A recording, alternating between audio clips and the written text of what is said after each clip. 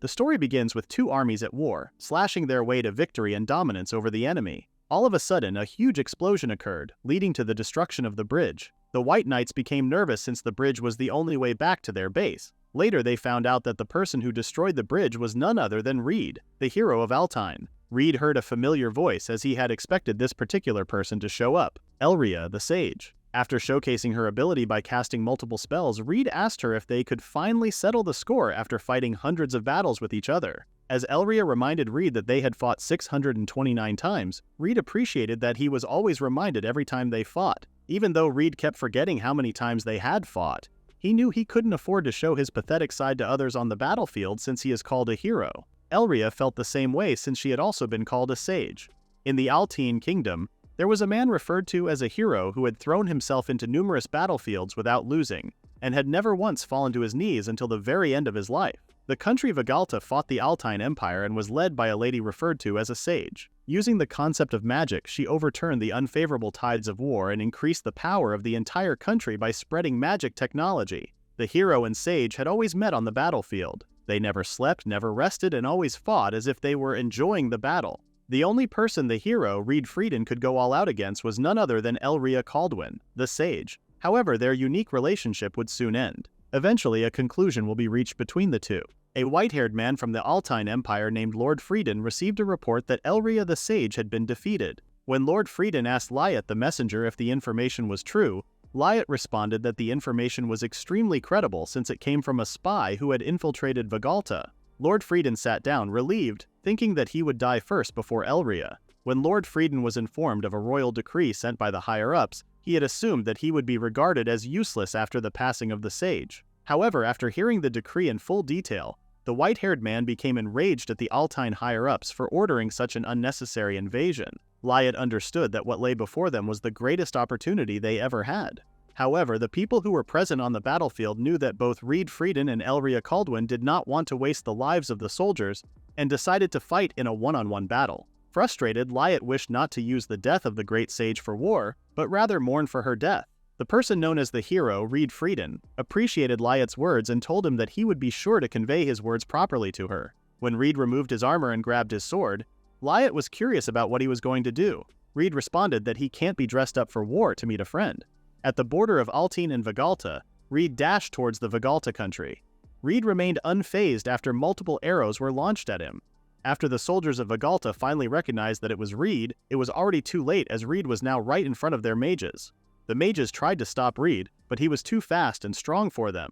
When Reid was about to land a punch on one of the mages, he suddenly stopped. Reid was then attacked from the back by Tiana, Elria's disciple. With tears in her eyes, Tiana asked Reid if he had come to invade their country.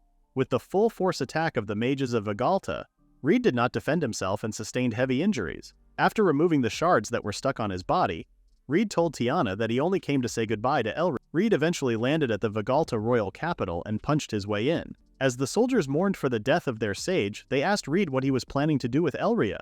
Reid wished to die on his terms after he finished talking to Elria and asked the soldiers not to get in his way. In front of Elria's body, Reid knelt and complimented how strong the people she had raised. Reid was still amazed by her, even though she had passed. Many people still looked up to her. Even though they couldn't decide who was stronger between the two of them, Reid enjoyed fighting Elria for over 50 years. Thinking that if they were in a different position, Reid knew that they could have been friends. Reid then lay beside Elria as he slowly passed away. As everything turned to darkness, Reid was confused when he woke up as a baby and curious about the lady in front of him. After having his special milk prepared for him, he cried out as he had no idea where he was. 18 years had passed and Reid was now a teenager. Working as a lumberjack, Reid was asked to cut down large trees. After felling the tree with one swing, his colleagues were very impressed and glad he was around to help them. Carrying the huge tree on his shoulder, Reid asked his colleague where he should take it. They were suddenly surprised after seeing a new species of squirrel from the tree that Reid had taken down. Everyone was so excited that the reincarnated Reid thought the place was genuinely peaceful. Reid was certain that he would spend his days like that in his current life. The news of a new species of squirrel was published in the papers, and Reid's photo was included. A woman immediately stood up as she became excited after finally finding Reid. At Reid's home, his mother suddenly rushed towards him asking what he had done. Reid became confused as he didn't remember doing anything in particular. His mother then informed him that a noble from the royal capital was looking for him, and that he was asked to visit the village chief's house. After hearing that a noble was looking for him, Reid immediately thought of mages that fought against magical beasts with magic. However, he was still curious, since he was sure he had nothing that could be of concern to them. Reid's mother had the same thoughts, but she was still nervous since they specifically called Reid's name. She became even more nervous after noticing that Reid was rather calm after learning that a person with nobility was looking for him. Reid couldn't explain to his mother that he was no longer surprised after waking up and finding out that 1,000 years had passed. Reid learned in school that his old hometown, the Empire, had long been destroyed and absorbed into the enemy country, Vegalta. The country had now become a magic kingdom, and magic had become something that anyone could use. As Reid left to head to the village chief's house, his mother asked him to pretend that she had no knowledge of his actions in case he would cause a problem.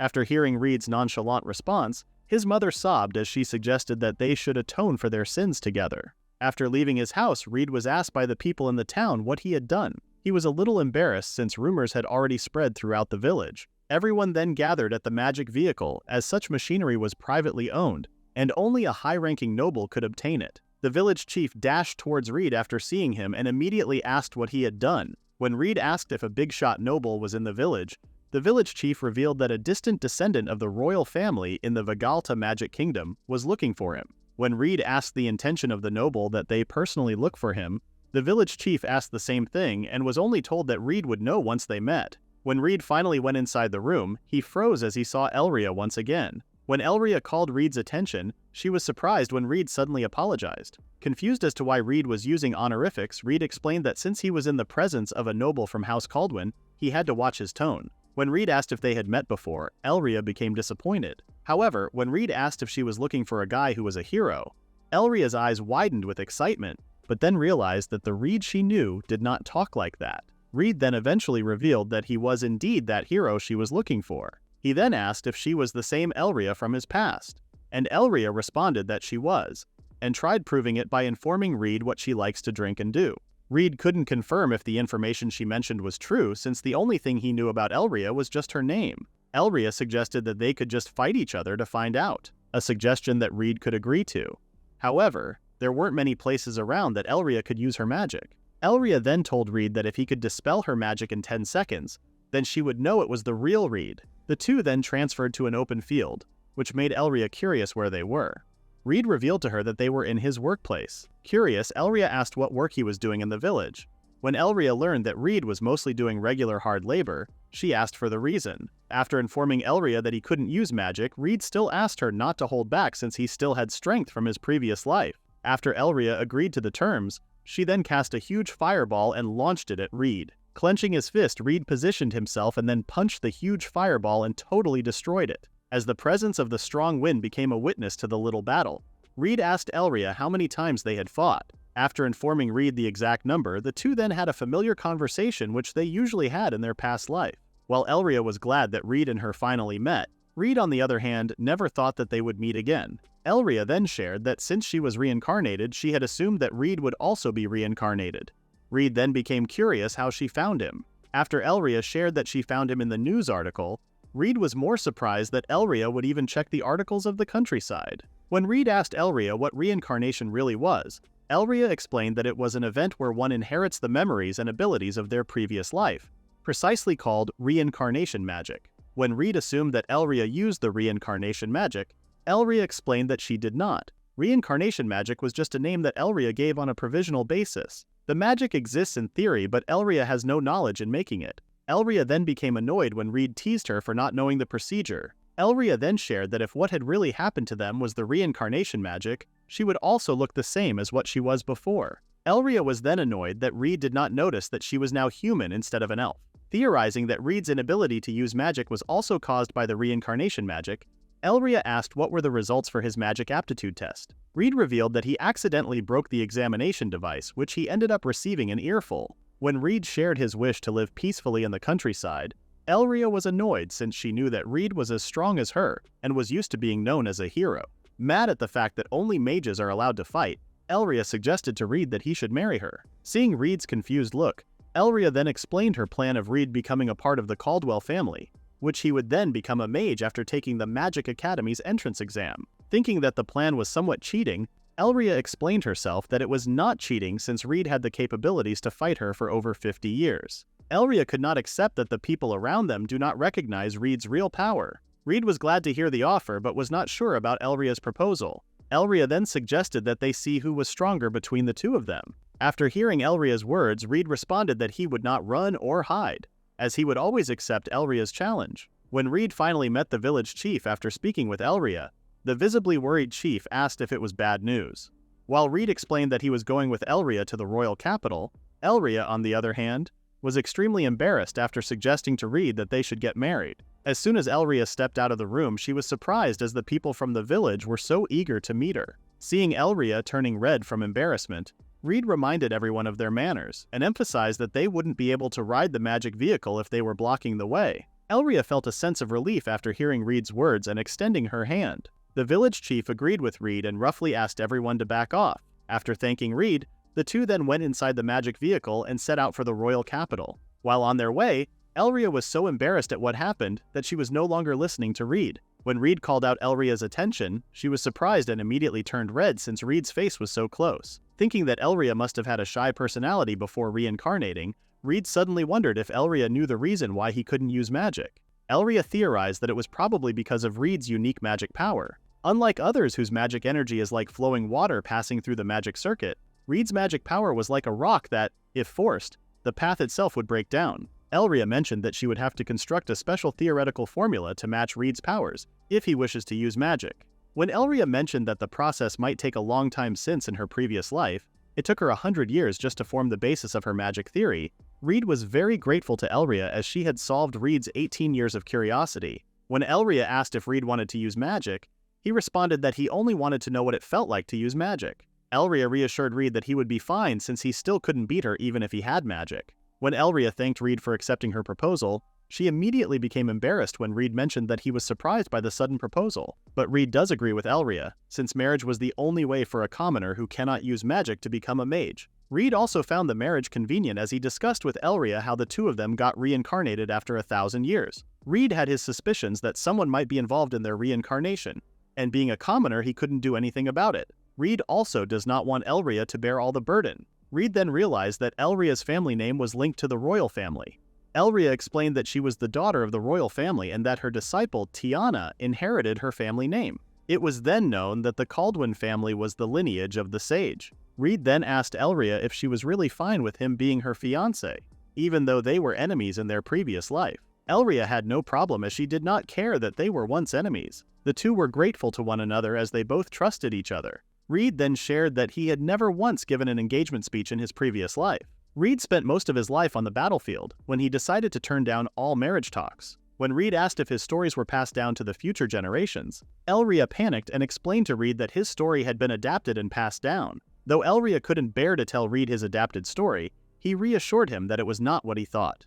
When they finally arrived at Elria's home, Reid couldn't close his mouth after seeing such a huge house. A man then called Elria's name as he landed in front of them.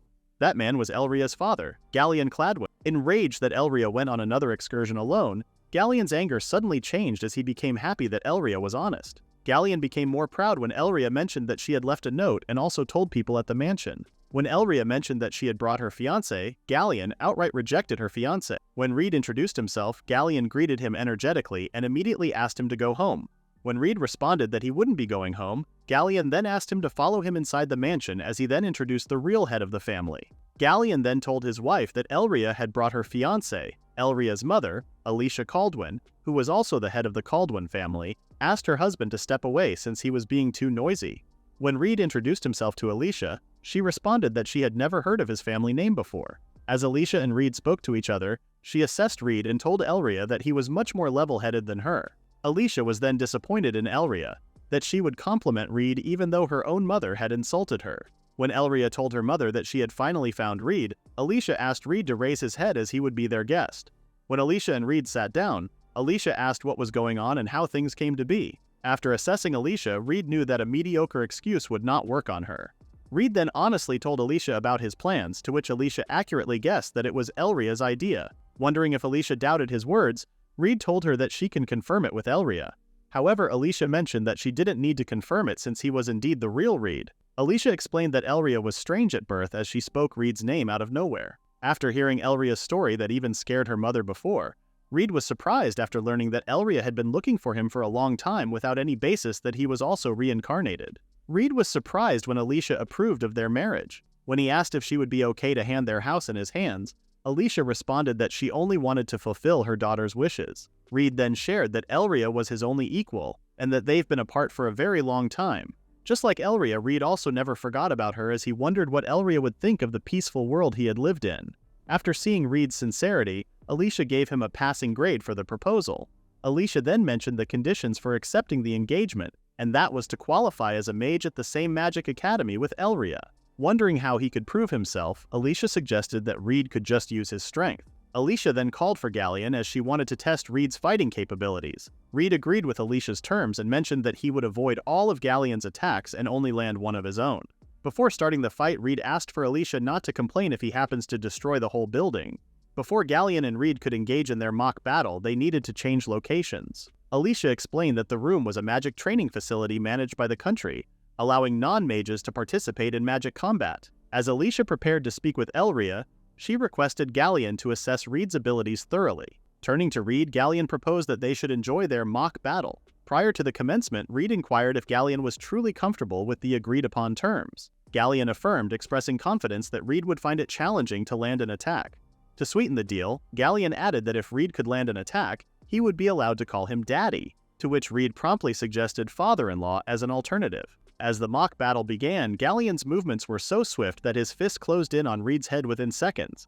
However, Reid proved agile enough to evade the attack, earning Galleon's compliment on his reaction. Attempting a counter with a kick from above, Reid was taken aback when he realized Galleon's fist was approaching him. After his attack was blocked, Galleon intensified his pace, launching serious attacks. Evading Galleon's strikes, Reid was impressed by their power. Excited, Galleon felt the training was akin to sparring with Elria and saw no need to hold back.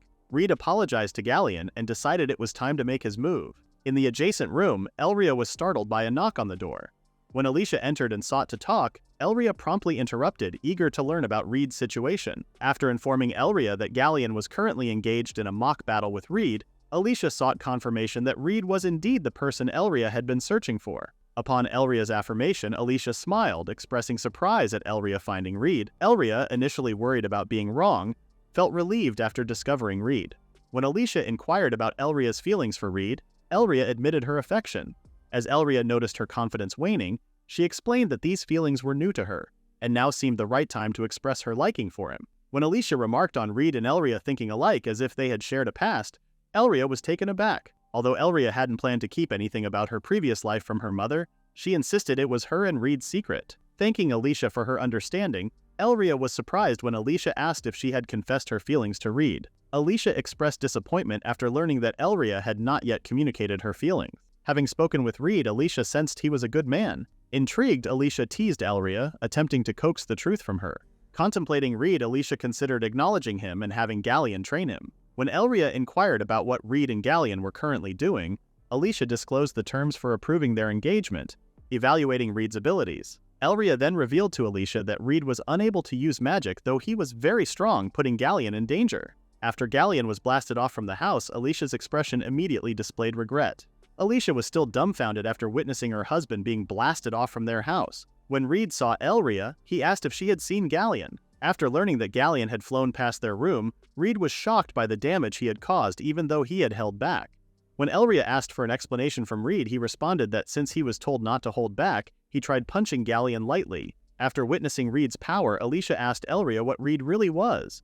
Elria smiled and responded that the man she likes was the strongest. After a month had passed since the annex of the Caldwin estate was smashed into pieces, Reid was checking the historical records in the royal library. He expected that the village library might not have the information he needed, but he was surprised that the royal family library also did not contain any history regarding Altine or the hero. When Elria called Reid's attention and told him that he had received a letter, Reid wondered if he had informed the village about the engagement between him and Elria. After reading the letter that came from her mother, Reid shared with Elria how her mother thinks of their engagement as a prank and that the village chief asked for souvenirs from the royal capital. When Elria asked if he had gone to the royal capital yet, Reid shared that he has since he was thoroughly taught proper manners and courtesy by Alicia. Elria then suggested that they go shopping so that Reid would have something to wear when he takes the examination in the academy. Seeing his outfit, Reid could understand that his appearance may not pass as Elria's fiancé. Before the two leave, Alicia compliments Elria's look and hopes that they enjoy their date. While walking in the street, Elria noticed that the clothes Reid was wearing were familiar.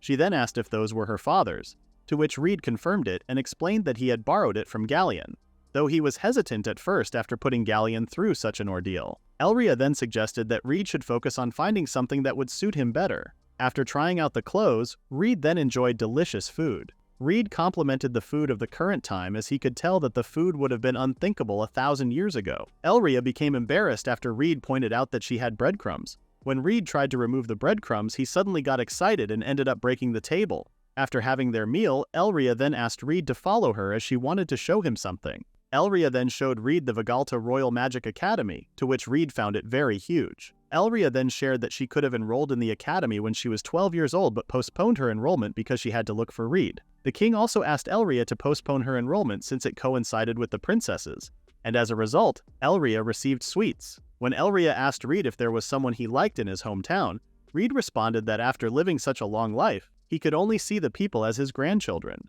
Reid also shared how he was thinking about her all the time while she was looking for him. Elria expressed how she didn't want to fight Reid and that she wanted to spend time together with him. Glad that she got engaged to Reid, Elria extended her hand and asked Reid to take good care of her. The two shook hands as they agreed on helping each other out. The Royal Magic Academy of Vigalta was a grand institution for mages. Reid was amazed by people from other counties enrolling in such a prestigious academy. Reid then asked Elria how long she was going to hide behind him.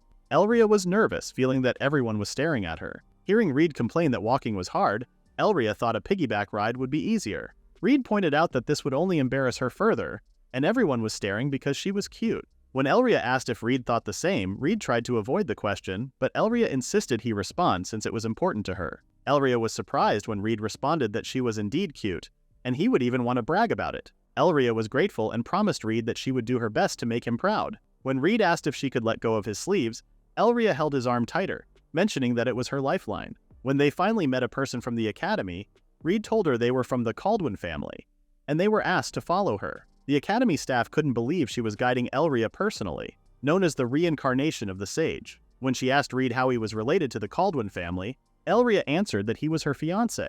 It took some time for the academy staff to register what Elria said, and when she finally realized it, she was deeply shocked. After congratulating them, the academy staff asked Reid about his distinguished family. When Reid responded that he was not from a noble family but rather just a commoner, the staff refused to believe Reid's words. They then heard a lady giving everyone a warning that another fire blast from the dragon she was riding would happen again. The staff introduced the lady as Rufus Laelis of the Sirios Federation. The Sirios Federation was a country that specializes in summoning magic, values strength and talent, where one's superiority was determined by what monster they had enslaved.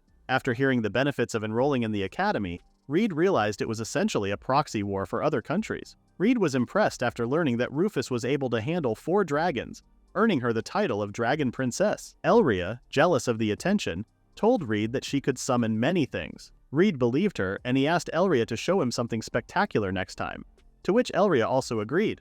As they arrived at the location for their examination, they were instructed to destroy the object using their magic. When Elria asked if the staff could make it more challenging, Reid warned her not to cause trouble for others. Hearing that Elria was unsatisfied with the examination, the staff summoned a simulated designed beast for training. Satisfied with the updated examination, Elria asked Reid to watch over her. Elria cast multiple magic circles, wanting to show Reid a slightly stronger spell. When Elria destroyed not just the simulated beast but also everything around it, Reid complimented her, though he did not expect the spell to be more flashy. Meanwhile, the staff was sitting on the ground in total disbelief. When Elria shared that she did many things aside from the spell that caused damage, Reid patted her head, amazed, thinking it was like the strongest set of greed. The staff was surprised that Reid was still calm after seeing such a devastating spell. Reid responded that it just became ordinary to him after seeing the spell multiple times. The staff, still in total disbelief, explained that the power produced in Elria's spell was at the same level as a 10th tier magic, something she had never seen anyone other than those registered as special rank mages use. When Reid asked about the evaluation he would get for putting out the destruction left by Elria's spell, the staff explained that since the fire was caused by magic, it would require magic of the same tier to offset it. Reid would be evaluated on par with Elria if he put out the fire. After hearing the explanation, Reid used a spell by just punching the air. After putting out the fire, Elria complimented Reid, saying his punch looked like what he usually did in their past life. Elria then patted Reid's head, complimenting him for being humble. The staff mentioned that the headmaster was calling for both of them. As they met with the headmaster, they were asked to hold back while in the academy. Elise Rummel, the headmaster of Vegalta Royal Magic Academy, was informed by the king that Elria had extraordinary talent in the field of magic, which she witnessed in her office. Elise then asked Elria to use just 5th-tier magic, since her spells were so strong that she might end up killing someone. She reminded Elria that if she didn't comply, she would be expelled. Elise then asked Reid what he was, as she could not comprehend his very existence. Reid then asked Elria about the aging progress of the elves since she was once an elf. Reid concluded that Elise stopped growing before she stopped aging, which Elise found insulting. Elise accurately guessed that what Reid did wasn't magic. When she asked what he did, Reid responded that all he did was just a normal punch since he can't use any magic. Regardless of their powers, Elise asked them to hold back. Reid expressed his concern for the request, since he was asked by the head of the Caldwin family to produce reasonable results. Elise mentioned that she had received a report from Alicia regarding their situation, realizing that it was her responsibility for underestimating Reid. To compromise, Elise told them that she could lift the restriction only during exams, but still asked for them to at least not go overboard. Elise then expressed her surprise as she did not expect to hear their names at the same time. Reid became curious about what Elise meant, to which she then explained that it was just a story he had heard from her grandfather that was also passed down only amongst elves. When Reid insisted Elise tell him his story, she revealed that the story of Reid, once called the hero, was in love with the sage. Reid was surprised to learn that the history of the hero had been adapted and turned into a love story, where the hero was in love with the sage. As Elise imagined what it might look like, she shared that the hero was an enemy of the sage, but they both wished for peace. The two had been fighting each other for more than 50 years to prevent any serious damage to their forces. However, during the battle, the sage got sick and died. Upon receiving the news, the hero invaded the Vegalta royal castle all by himself. The hero who arrived at the royal castle was in a tattered and near-death state. Curious about the reason the hero gave for going to the royal castle, Elise found it very cool and shared the exact phrase that Reid used before he passed away. Elise became more excited as she shared her opinion that only lovers would go through such lengths. Elise wished that the sage could hear the thoughts of the hero, as she was sure the sage would be delighted. When Elise tried to share more stories passed down by the elves, Reid raised his hand and thanked Elise for sharing the story with them. Reid then apologized as it seemed Elria was in no shape to continue, and they may have to take their leave. Seeing how easily startled Elria was before dismissing them, Elise asked the two to strictly adhere to the ability restrictions, and then congratulated them on their acceptance to the Vegalta Magic Academy. Although Reid did not think of the story as bad, Elria explained that she did not know what had happened, but the hero's story became so popular that it was passed down among the elves. Elira was ashamed of what happened to their story that she didn't have the courage to tell Reid, thinking that it might make him feel unpleasant. With a sad look, Elria asked if the story was a mistake. Reid released a sigh and told Elria that it wasn't a mistake, and that the story passed down among the elves was something that actually happened. Elria's eyes widened after learning that Reid came to the royal castle alone and battered. Reid then tried to pass it off that he had to get beaten one-sidedly since he had to see and couldn't just kill Tiana. When Elria asked Reid the words he said before his passing, Reid was caught off guard and just told Elria that he didn't say anything. Reid then avoided the conversation as he reminded Elria that there are more important things to do, such as reporting to Alicia and the others that they have passed the exam. Back in the House of Caldwin, Alicia and the others congratulated Reid and Elria for passing and getting into the academy. After informing Reid that they would be commuting from the academy's dormitory, Alicia asked him to take care of Elria since she was shy and clumsy. Galleon grabbed Reid by the shoulders and asked the same thing from Reid. Galleon then asked one more important thing from Reid, which was not to make any advances towards Elria until they're married. Reid respected Alicia and Galleon's request, as he knew that the penalty for breaking those promises was a death penalty. As Reid and Elria began their academy life, they were handed a key to their dormitory room. Curious, Reid asked if he was sharing a room with Elria. The dormitory person responded that in the academy there were nobles who were already engaged or married when they entered. As long as there were no special circumstances, the academy would arrange for them to share the same room. After learning of the policies for engaged students, Reid asked Elria if she was fine with it. Elria expressed her relief that she could stay with Reid and not some random girl. Reid found their situation convenient since Alicia did ask him to take care of Elria, to which Elria was a bit annoyed and told Reid that she was not that hopeless. After entering their dormitory room, Reid was pleasantly surprised as it was a very nice room. When Reid mentioned that he was hungry and planned to cook a meal, Elria was surprised as she did not expect that Reid knew how to cook. When Reid mentioned that he had learned simple cooking during camping trips, Elria remembered that they used to hunt rabbits whenever they saw one. The two then shared their struggles and the activities they enjoyed in their free time. While laughing at how similar their experiences were in the past life, Reid remembered that because of the smell, Elria was able to find him. Elria laughed, remembering such fun memories, and suggested to Reid that they just cook simple meals like they used to. When asked by Reid why she would go out of her way to eat like before, Elria responded that nostalgia might bring out flavors. As the two started cooking and preparing their meals, Elria shared that the last time she cooked was with her mother when she was still young. She remembered that her mother praised her a bit. Unfortunately, other than that, Elria no longer received praises from her mother. Reid patted Elria's head as he reassured her that her mother would praise her since she was now praised throughout generations. After preparing their meal, Reid and Elria had a conversation while eating. Elria was curious about what Reid was like when he was young in the previous life. Reid only remembered that he was always alone. In the previous life, Reid had a weak body when he was a kid. He was always bedridden with a fever, so Reid's memories of his parents were hazy. The Altine Empire was a country where there was a huge gap between the rich and the poor. With the lack of resources and the country's policy to exploit land, kids from the villages were going off to become soldiers, which was the norm at the time. Kids like Reid at the time couldn't become a soldier and were just treated as a burden. Frustrated with having such a weak body, every time Reid got a fever, he would keep on training until he eventually gained the body he has now. While achieving new feats, the people around Reid started to notice his superhuman abilities and ended up calling him a monster. When his own mother also called him a monster, Reid was then driven away and was given to a mercenary group that was passing by at the time. Though the mercenaries pitied Reid at first, when they witnessed how dangerous Reid was, they suddenly changed their view of him. Eventually, no one dared to approach Reid as he had killed enemies who stood in his way. Reid continued being a mercenary while searching for someone like him. His achievements started piling up, and eventually people started calling him a hero. Hearing Reid's struggles, Elria was amazed at Reid for surviving such a harsh environment. Reid was surprised by the sudden compliment, to which Elria explained that she only returned the favor and praised him. Elria pointed out that receiving a compliment makes someone happy, and since Reid had always been alone, he never noticed its value. Now that Reid was no longer alone, Elria promised that whenever Reid works hard, she would praise him a lot. Reid broke out laughing when Elria pointed out that even in their past life, she was way older than him. Elria immediately turned red and annoyed Reid after being called an older sister by him.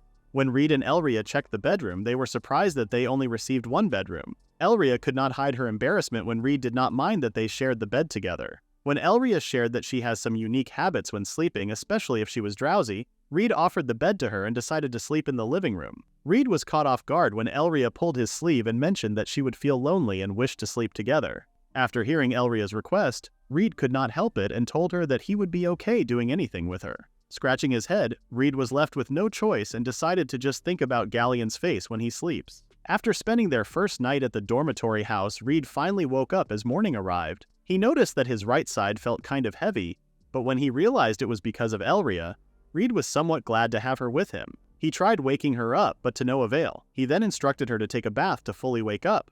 When Elria finally agreed, Reid felt relieved and planned to prepare breakfast while she was still in the bathroom. However, he was caught off guard when Elria suddenly suggested they take a bath together. Seeing that Elria was about to fall asleep again, Reid had no choice but to agree to go to the bathroom together. After preparing a warm bath for Elria, Reid noticed she was still in a daze. When he realized Elria was out of it, he immediately declined when she suggested taking a bath together again. Thinking they would be late for class with such a slow pace, Reid agreed to hold her hand while she took a bath. However, he was once again caught off guard when Elria started stripping in front of him. When Elria had finally undressed, she became confused after seeing Reid covering his face with a towel. Reid then lied, telling her that he bathes while covering his face. Elria bought the lie, went inside the bathtub, and held Reid's hand. The two enjoyed each other's company as they held hands. When they finally arrived at school, Elria was curious why Reid seemed so tired. The drained Reid wasn't sure if it was a good or bad thing that she didn't remember what had happened. As they opened the classroom door, Elria was immediately bombarded by the students waiting for her. Overwhelmed, Elria immediately hid behind Reid and told everyone that he was more amazing than her. Reid was nervous at first when everyone's eyes were fixed on him, but he calmed down after realizing that the students also idolized him. Delighted by their words, Reid introduced himself and announced that he would soon claim the Caldwin name while being just a commoner. The announcement shocked everyone, as they did not expect Reid to be a commoner. The students were immediately cautious of their words. However, one student still did not believe that a commoner could dispel higher-tier magic from Elria. Reid recognized the student as Farag, the son of the Verminen family. Before entering the academy, Alicia had told Reid about the Verminen family and its long lineage. The current generation had Farag, known for his talent and vast magic power, though Alicia had a different opinion about Farag, assessing him as self-centered and always blaming others. Holding back her anger, Alicia asked Reid to do something about Farag's character if he ever got a chance. Farag doubted the credibility of Reid's connections and insulted him for ruining the Kaldwin name that had protected Vigalta for a long time. Reid remained calm and responded that Farag could confirm his connections with Alicia himself. Farag became more enraged, not accepting that Reid, a commoner, could enter the academy. Reid explained that he had properly passed the written and practical exams and gained Principal Elise's approval. Farag became more annoyed when Reid tried talking to him calmly, accusing him of having a creepy grandpa attitude. Farag's classmates tried to calm him down, warning him against butting heads with someone connected to the Kaldwin family. Still, Farag did not believe Reid had any connection, and guessed he might just be some servant. But when Reid pulled Elria and announced that he was her fiancé, everyone was in total shock. Reid and Elria looked for seats, barely containing their laughter while everyone was left speechless. Reid expressed his satisfaction after seeing Farag's bewildered look. When Elria reminded Reid of his bad attitude, he defended himself, explaining that he scolded them since they were getting cocky. After hearing Reid's explanation, Elria realized why the Altine soldiers were so obedient.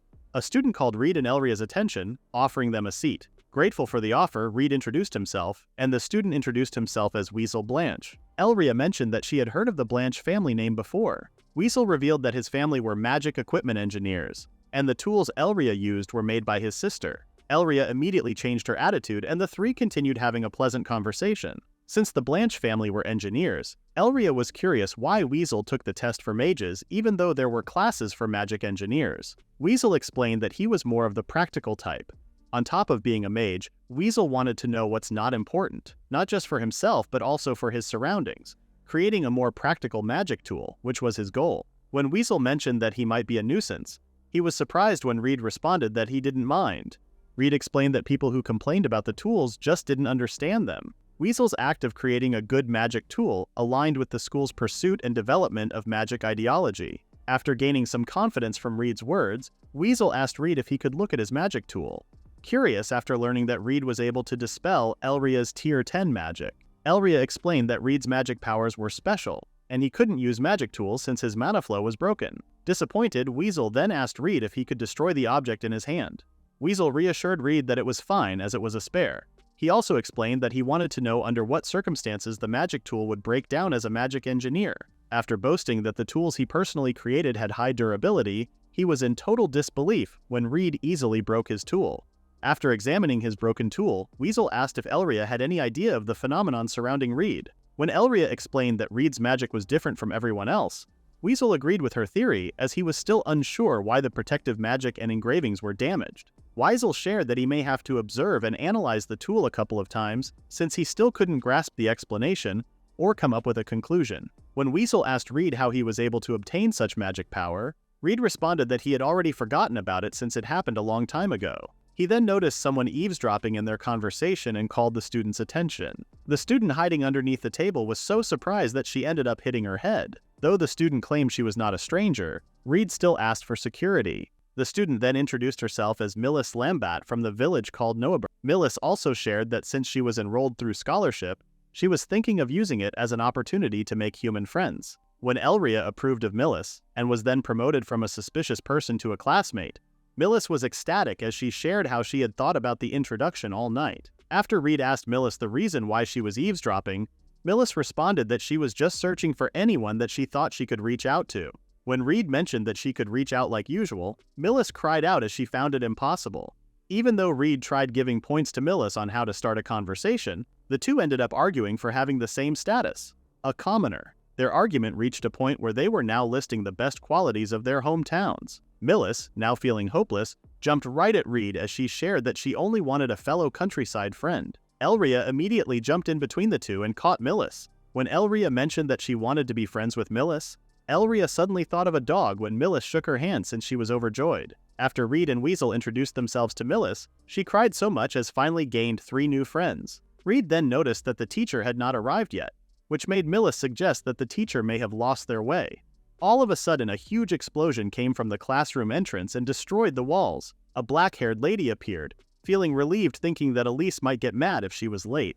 The black-haired lady then introduced herself as the homeroom teacher. The students were taken aback upon discovering that their homeroom teacher was Alma Kanos, a specially ranked mage. Alma attained this special rank due to her ability to exterminate huge disaster-level monsters single-handedly. The students were in total shock, assuming that Alma had received orders from the king to participate in a large-scale subjugation in the dragon's nest. When a student inquired about the king's orders, Alma nonchalantly responded that she had already completed them. Alma then informed everyone that both the king and the principal had personally requested her to become a teacher.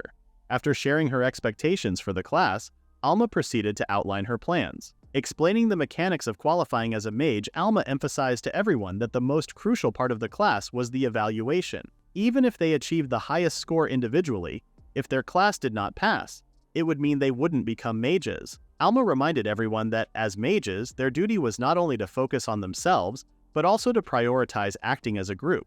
Alma then called out Millis and asked her about the duties of a mage. Though caught off guard, Millis managed to provide an appropriate answer, which Alma agreed with. However, Alma pointed out that there were still more duties for mages, such as evacuating the surrounding residents to a safe zone, securing evacuation routes, isolating danger zones, conducting rescues, and many other tasks. Realizing they had more responsibilities than they initially thought, some students hoped their class did not have any deadweight. Alma reminded everyone that individual evaluations would be held once a month, while class evaluations would take place 4 times a year. After reading the teaching manual, Alma found lectures to be a hassle and decided to conduct hands-on training. Using her magic item, Alma transported everyone to a separate space for a mock battle. The students were very nervous at the thought of fighting a special rank. When Alma mentioned that anyone could leave if no one raised their hand, Farag raised his hand, introduced himself, and informed Alma that he would be her opponent. Hearing Farag boasting about his skills, he was surprised when Alma mentioned that she would be fighting seriously and might break a few of his bones. When Farag immediately changed his mind about the mock battle, Elria raised her hand and seized the opportunity to fight Alma. Upon hearing Elria's name, Alma immediately recognized her since she had been given a heads up by Principal Elise. Since Elria was only permitted to use 5-tier magic, Alma decided to match her. When Alma swung her weapon, causing a wave of magic, she was amazed since Elria was able to block it so easily.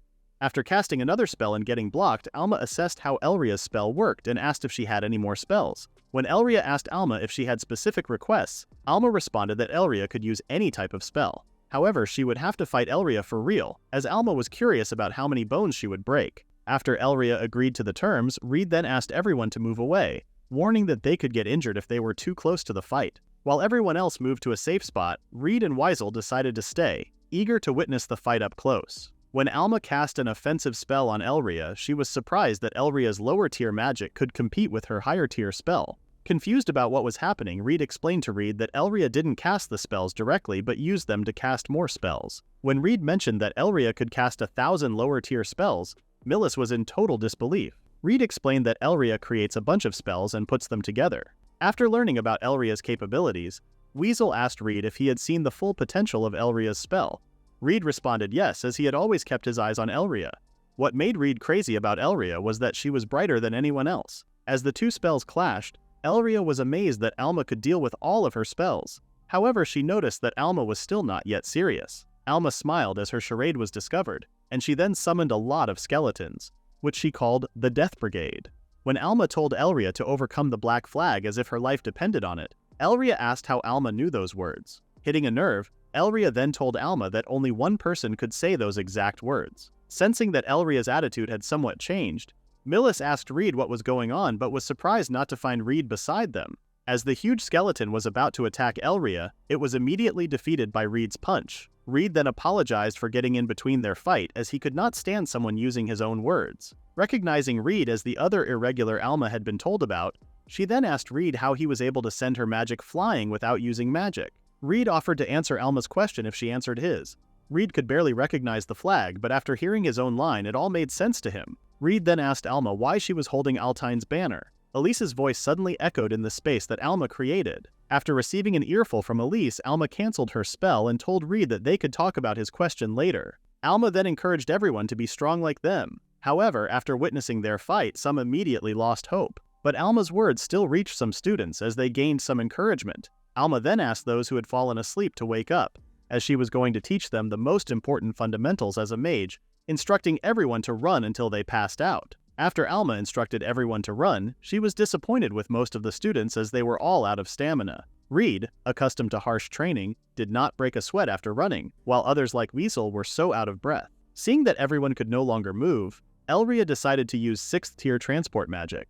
As everyone was being lifted up, Millis cried out, expressing her desire to take a bath. This gave Alma an idea, and she suggested that they all go to the dormitory's joint large bath.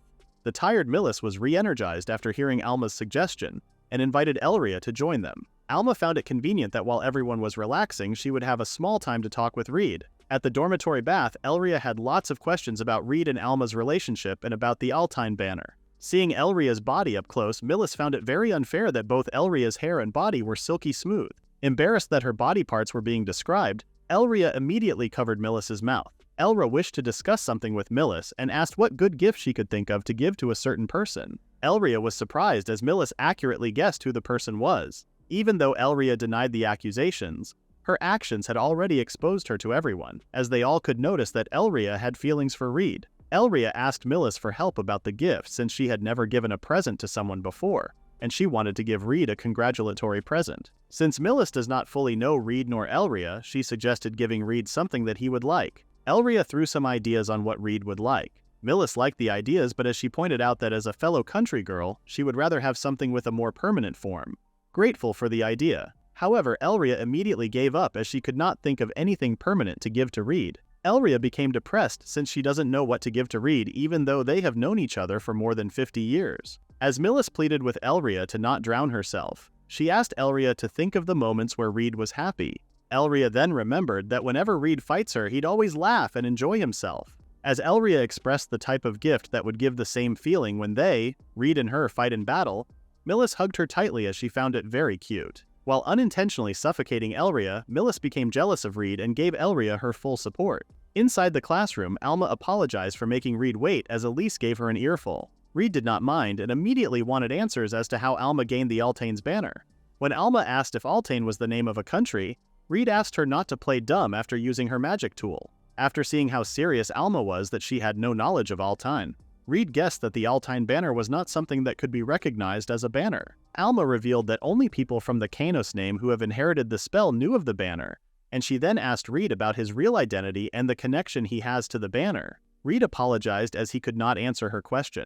However, she gave Alma an opportunity to ask anything aside from her first question. Reid gave the choices into Alma's hands. If she could deduce Reid's identity based on his answers, or if he could answer her without declaring anything, with those options laid, Reid would then know if he could trust her. First, Alma asked Reid about his opinion on methodical people. After hearing Reid's opinion about it, Alma then asked for his opinion about the moonshines. As for the last question, Reid asked Alma if she really was sure about it. Calling Reid Her Excellency, Alma asked if he still remembered her name. Reid smiled as he only knew one name that called him Excellency, and that was no other than Liat. When Reid asked if Alma was related to Liat, Alma revealed that Liat was the name of her ancestor.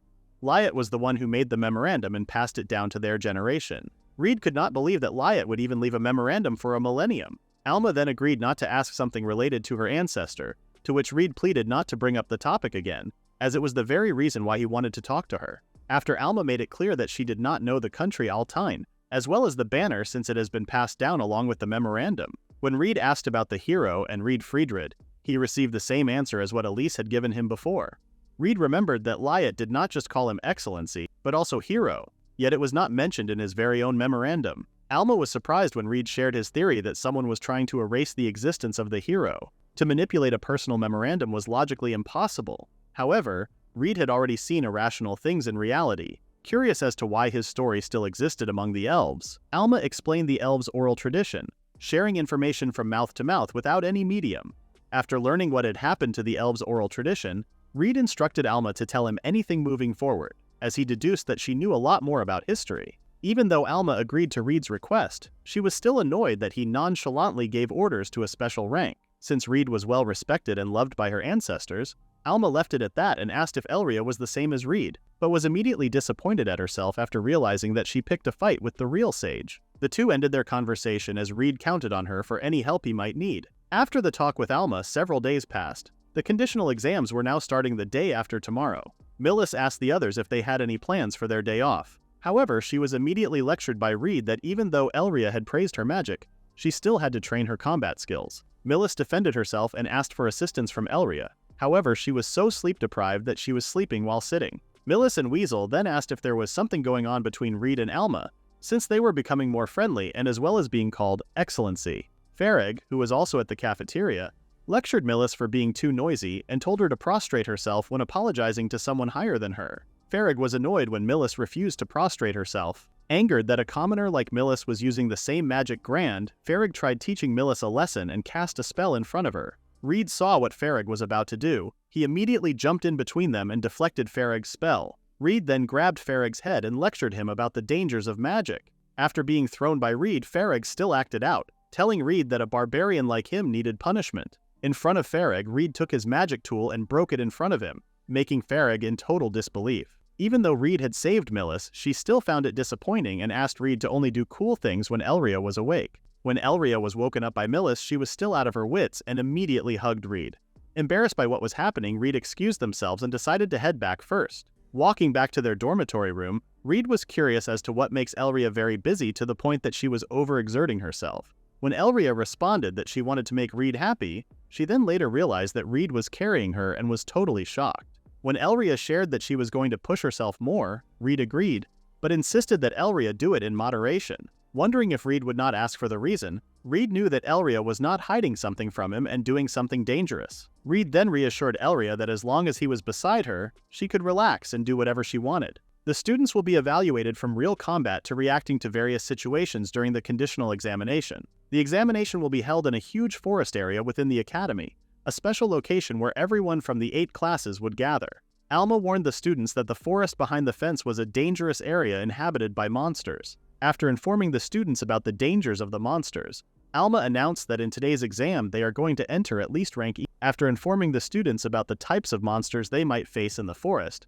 Alma reassured them that medium-sized monsters had already been dealt with by their teachers beforehand. Alma explicitly told the students that even though the medium-sized monsters had been dealt with, the forest was still a dangerous area where carelessness and pride could not just injure them, but also take their lives. After reminding everyone, an old man explained the contents of the conditional exam to the students. The students were given a scenario and tasked to rescue people who had wandered into the dangerous area by mistake. Since dummies were placed inside the dangerous areas, the old man pointed out that the more dummies the students could rescue, the higher their score would be. When a student asked if they should act independently since they were being evaluated individually, Alma did not answer the student, but instead gave the students the most important thing in the exam, which was to guarantee the rescue. When the explanation was finished, Alma told the students that they could discuss among themselves since they still had 30 minutes. As Reid wanted to discuss what they would do, Weasel suggested that they split up since he and Millis would just be a burden to them. But Reid clarified to Weasel and Millis that Elria aside, he needed both of their help. Reid then gave everyone a situation where the human could not move, to which Weasel and Millis gave theories from an injury to a traumatic experience that rendered the human unable to move. Reid also pointed out that since he could not use magic, he could not tend to the dummies and could not accomplish the exam.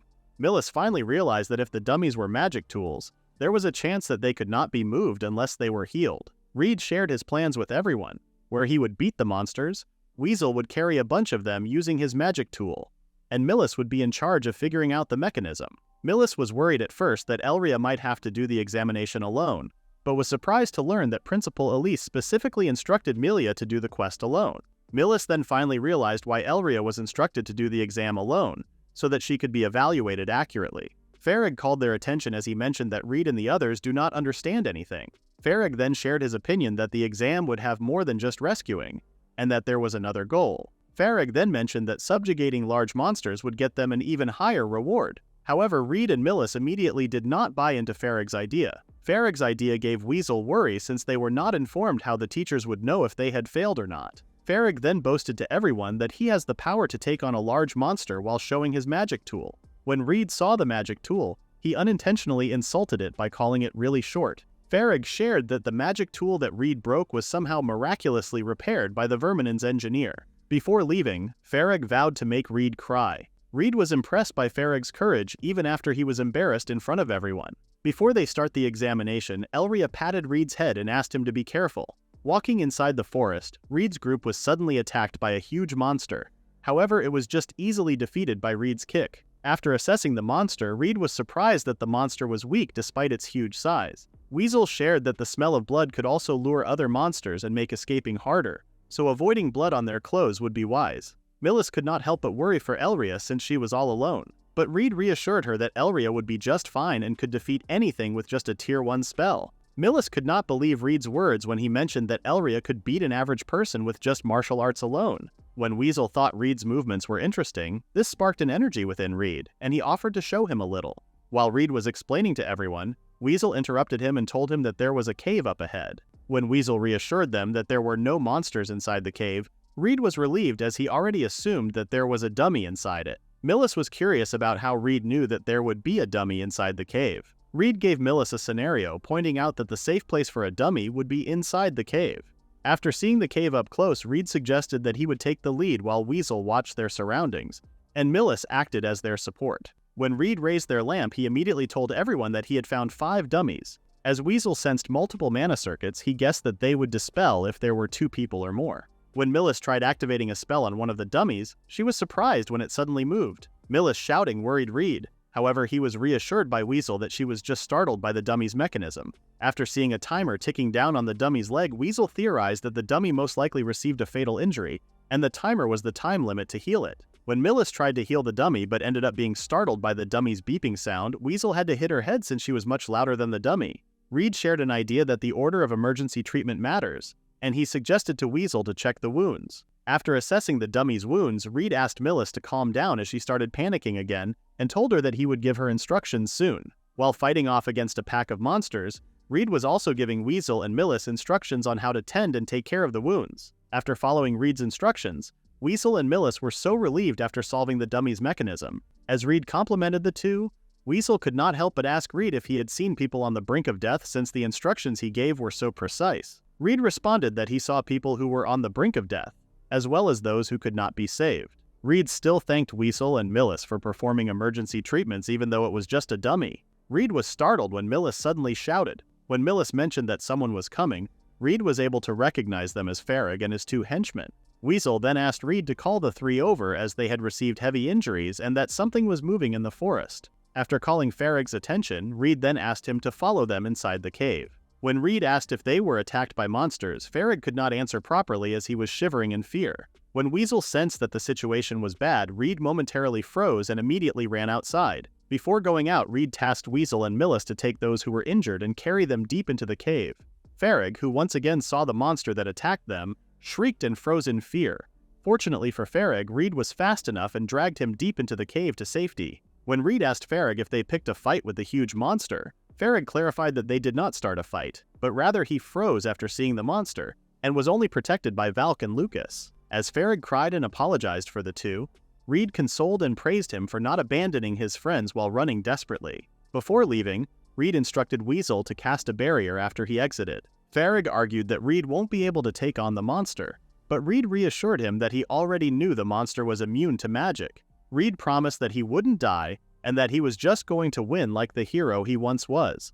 1,000 years ago, the mages of the Vegalta country accused the Altine Empire of sending huge monsters into their territory. While the soldiers of the Altine Empire were fleeing, Reid was the only one walking towards the monsters. Despite being warned, Reid continued to face the monsters head-on. Calling the monster's attention, Reid asked if it could handle his sword. In the current time, the monster was bashing its head on the cave entrance as it tried to get in. Farrig was surprised when Reid informed them of the name of the monster and its purpose.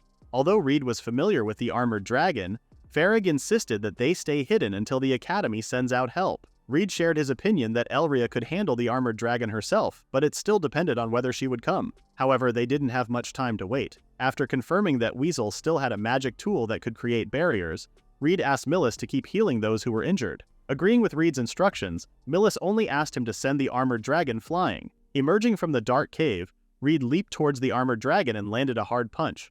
Reid's attack was strong enough to make the armored dragon lie on the ground. Since Reid used a sword when facing the creature in the past, he did not realize how hard the dragon's armor was. But he still was not fazed since compared to Elria, the armored dragon was weak. After hitting an uppercut, the armored dragon's whole body was lifted because of the force. Reid thought that he was able to break the dragon's head, but it looked like it wasn't that simple.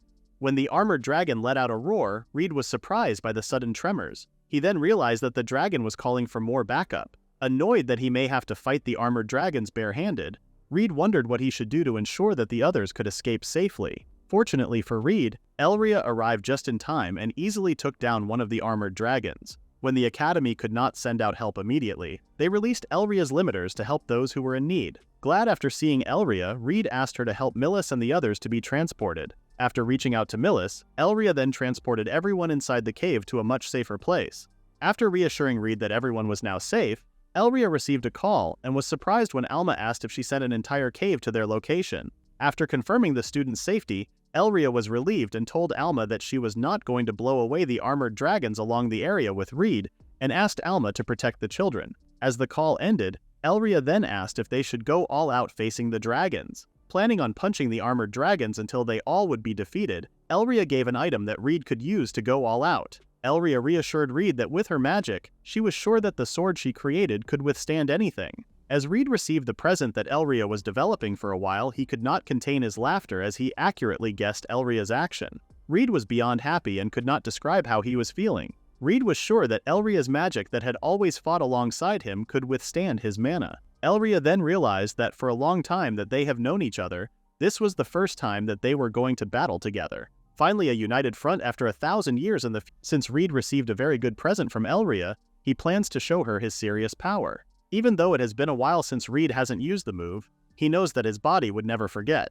With one strong swing of his sword, Reid was able to blow away a huge part of the forest and made a huge hole in the ground. Seeing Reid's serious power, Elria could not help but be impressed. When the sword suddenly vanished, Elria apologized and told him that it was not a sword that he could always use. Reid did not mind, as he felt really good after going all out, but he expressed that he had way more fun fighting with Elria.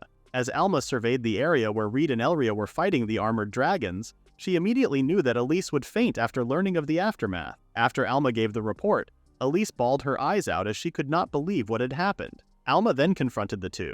Even though Elria was given permission to use her full power, Reid was praised for how he wiped out the dragons. However, they were not given permission to alter the terrain. When the two expressed that they only got carried away as it became fun midway through the fight, Elise scolded Alma for agreeing with Reid and Elria. When Elise asked how they were able to blow away the exam area, Reid and Elria nonchalantly explained that using the sword Elria created, Reid blew everything away.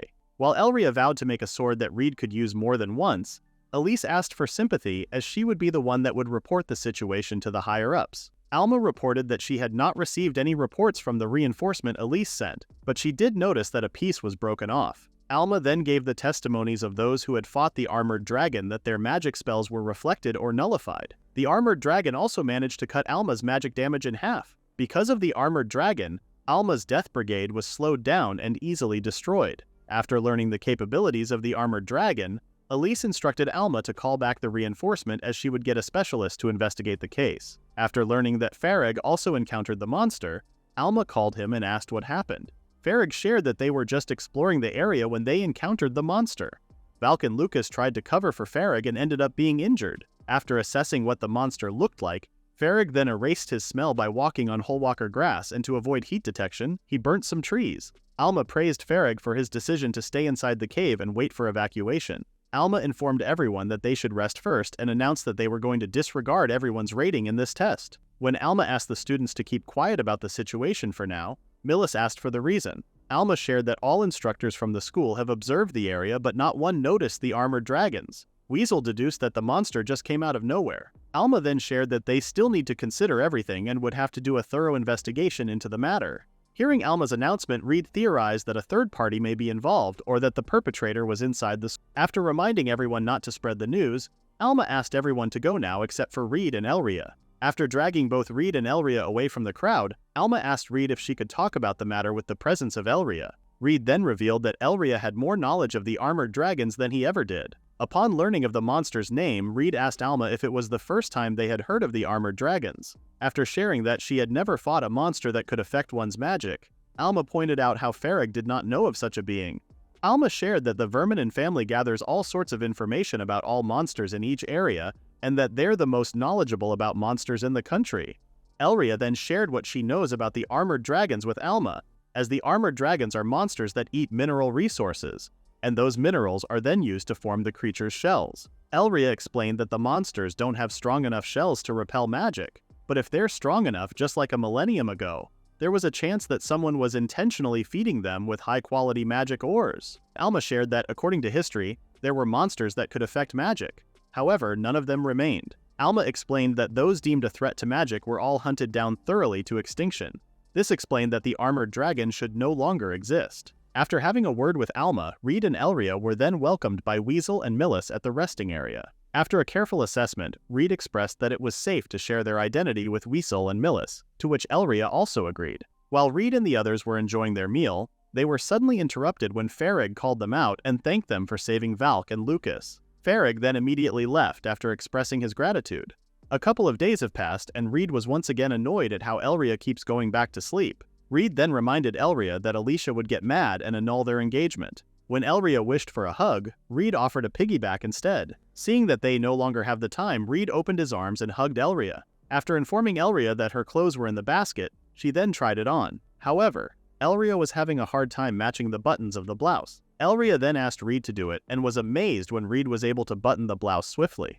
When the two finally made it to class, they were immediately bombarded with praise by the other students. Curious as to how the students knew that it was them who defeated the armored dragons, the students revealed that Farrig shared the information with them. After informing the others that they can talk about it another time since the class was about to start, Reid immediately sat in his chair. When he woke Elria up, she was confused as to why he was so close. Reid then clarified that it was Elria who was the one seated close to him. Startled, Elria apologized and was embarrassed when Reid shared that being close to each other was not the first that had happened. When Reid explained what Elria usually does before arriving at school, she was so embarrassed and could not help but cry. Millis then reassured Elria that everything Reid said was not heard by Weasel since she covered his ears. After clarifying their status to Weasel, Reid and Elria smiled as they asked the two not to go straight home today as they want to share something with them. When Elria and Reid revealed their secret, they were surprised at how Weasel and Millis easily accepted the truth. Curious about why Reid and Elria were the ones more shocked, Millis shared that they could now rest, knowing the reason why Reid and Elria were so extraordinary. Weasel was more convinced that Reid and Elria's powers came from something more concrete, rather than not knowing where their absurd power came from. Reid shared that there was once a county called Altine, and they were always at war with Vigalta. Upon learning that the hero was on par with the sage, Millis was curious why the hero's information had not remained in history. Reid revealed that they have already done extensive research but still could not find anything related to the hero or Altine. He also shared his theory that the story wasn't just overwritten but as if it was erased. Though they were doing their best to search for answers, they were still short-handed. While Weasel expressed his way of helping the two by searching through the records of the Blanche family since they supply the royal family's magic equipment, Millis, on the other hand, asked what she could do since she was just the normal person of the group. Millis became excited upon learning that her hometown used to be one of Altine's lands. However, she was immediately disappointed upon learning that her hometown has been nothing more than countryside for over 1,000 years. Millis became more depressed when Elria tried to console her. However, Elria clarified that Millis's hometown may be similar to how elves lived in a secluded area, and there may be a high chance that information still remained through tradition. Weasel and Millis were happy to help, but it was also clear that they could only talk about the matter with trusted people. Millis immediately became nervous when Weasel pointed out that the people who tried altering history would target them as well. Though Reid was hesitant to tell them at first, he was sure that they were able to protect them from anything. After informing Weasel and Millis of the people that knew and how they were related, Weasel was instantly intrigued by the magic equipment from 1,000 years ago. After asking for their help, Weasel and Millis reassured the two that they would do their best to help out, since they could also gain some knowledge from the past. Alma then entered the room and informed Reid and Elria that they were being summoned by Elise. When Alma knocked on the principal's office door, she informed Elise that she had brought the two. All of a sudden, Elise bowed down in front of them as she apologized. Elise explained that even though Reid and Elria helped evacuate the students and the teachers, the royal family and the Mages Association still refused to give them honor. Elise became confused when Reid agreed with the royal family's decision. Reid explained that if the information such as defeating a special ranked monster in one hit would be known to the public, it would offset the destruction of the environment. After Reid accepted the higher-ups' decision, Elise was so grateful towards them.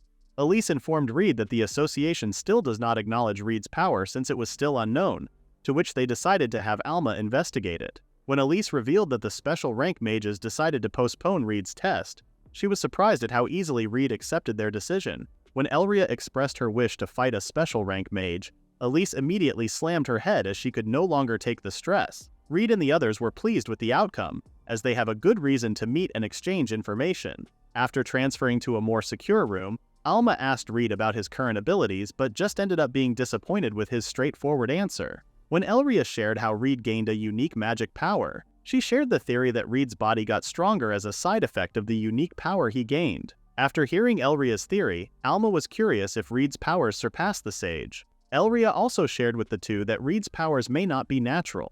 When Elria reminded Reid of how he used to get sick in his past life, Alma shared a theory that Reid's body may have rejected the magic at first, but ended up being accustomed to his own magic power and eventually stabilizing. After sharing the possibility that someone from the distant future may have transfused an unknown power to Reid to save him, Reid had no complaints since it was thanks to the transfusion that he was alive. Alma suddenly froze as she remembered that she was tasked to give a letter to Reid from the royal family. At the Caldwin residence, Alice was infuriated when Reid informed her that he only had 2 hours before he went to the castle. After dressing Elria and Reid, the two then went to the royal castle. Arriving at the castle, the two never imagined that they would see the castle once again. As they were being greeted by the head butler Selvas, Reid apologized for Elria's behavior and explained that she was shy by nature. Selvas then reassured Elria that he was holding down the princess with his magic.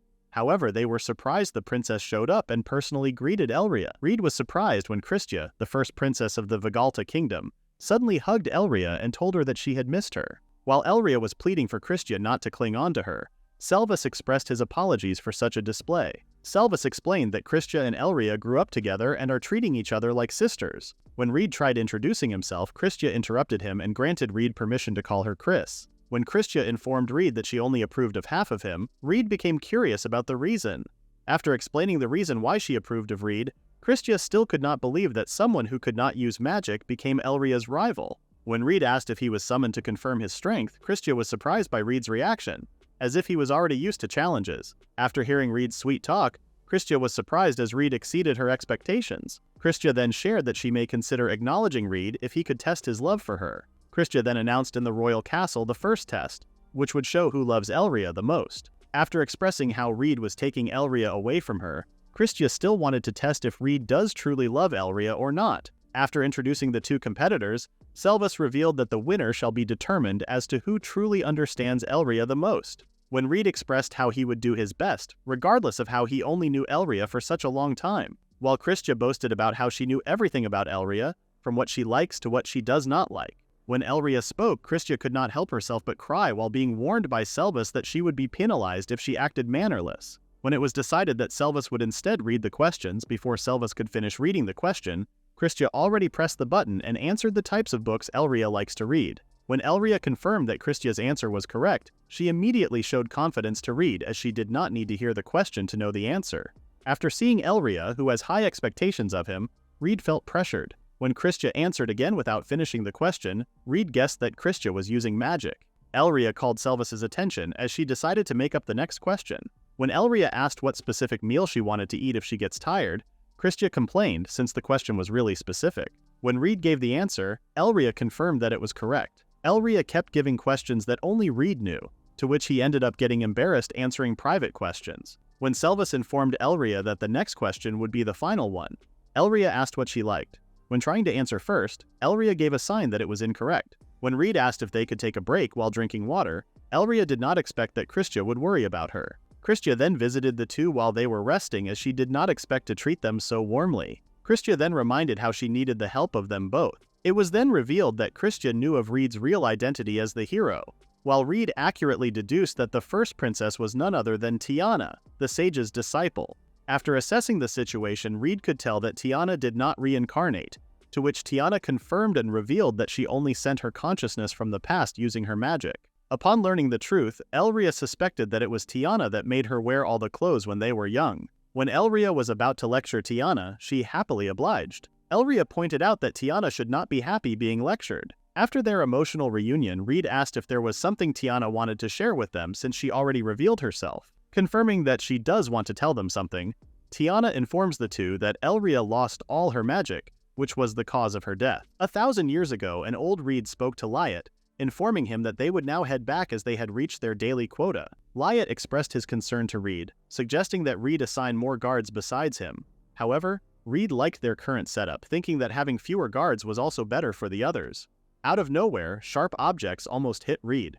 After the surprise attack, Tiana showed up, intending to harm the hero, Reid. Unfortunately for Tiana, Reid's reactions were so sharp that he was able to dodge the surprise attack and even counter her by sweeping her leg, commenting on her lack of speed. Noticing Tiana casting a spell, Reid knelt down and evaded Tiana's attack once again. As Reid was commenting on how annoying Tiana's magic was, he was surprised to see Tiana suddenly being taken away. It was revealed that Elria took Tiana, ordering her to stop acting on her own. When Elria noticed that Tiana had run out of magic, she immediately shoved a recovery potion down her throat. Seeing the two mages scuffle, Reid laughed after learning that Tiana was already out of mana after a few attacks, and commented that it was still 100 years too early for her to try and take his head. Liat then mentioned that if it wasn't for Reid, dealing with time leap magic would be very hard. Reid responded that what he did was just prediction. If one knows how their enemy thinks, then knowing the next move would be easy. Reid told Liat that he could do the same. Although Liat somewhat agreed that he could make the same prediction as Reid, that didn't mean he could deal with it. Back at their base, Tiana asked Elria what she could do to stay in the time world longer.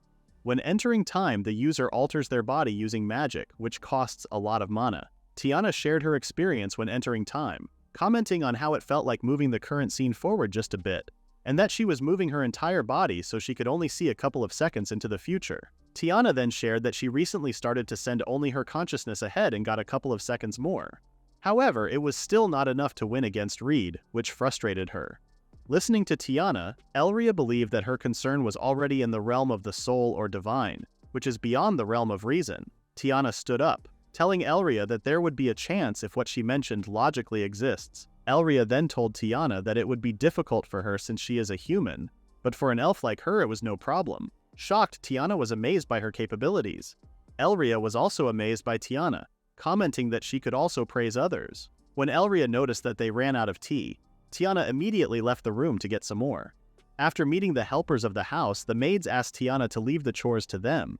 However, Tiana insisted on doing it on her own, as she wished to bring the tea to Elria herself. After entering the room, the tea fell and broke as Tiana immediately tended to the unconscious Elria. Tiana cried as she encountered the lifeless body of Elria. After Elria's death, Tiana desperately searched for her again. Tiana searched for a way to use time leap magic to go back in time. Relying on Elria's magic tool, Tiana entered the time. When Tiana realized that there was a hole in the time tunnel, she immediately went to the hole. Beyond the hole was inside the consciousness of Chris, 1,000 years into the future.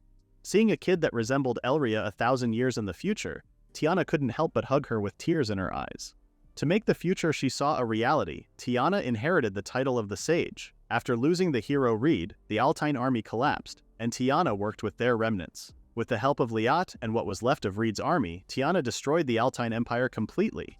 Chris then revealed that they were currently trying to make Elria's magic technique popular in the world.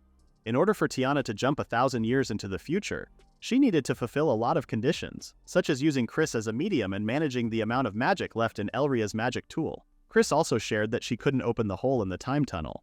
Because of the hole in time, someone reincarnated 1,000 years ago, and Chris assumed that someone also used time leap magic. Chris revealed that it was the reason why she could visit the time when both Reid and Elria were reincarnated. Although Chris could confirm it, she still couldn't identify who it was.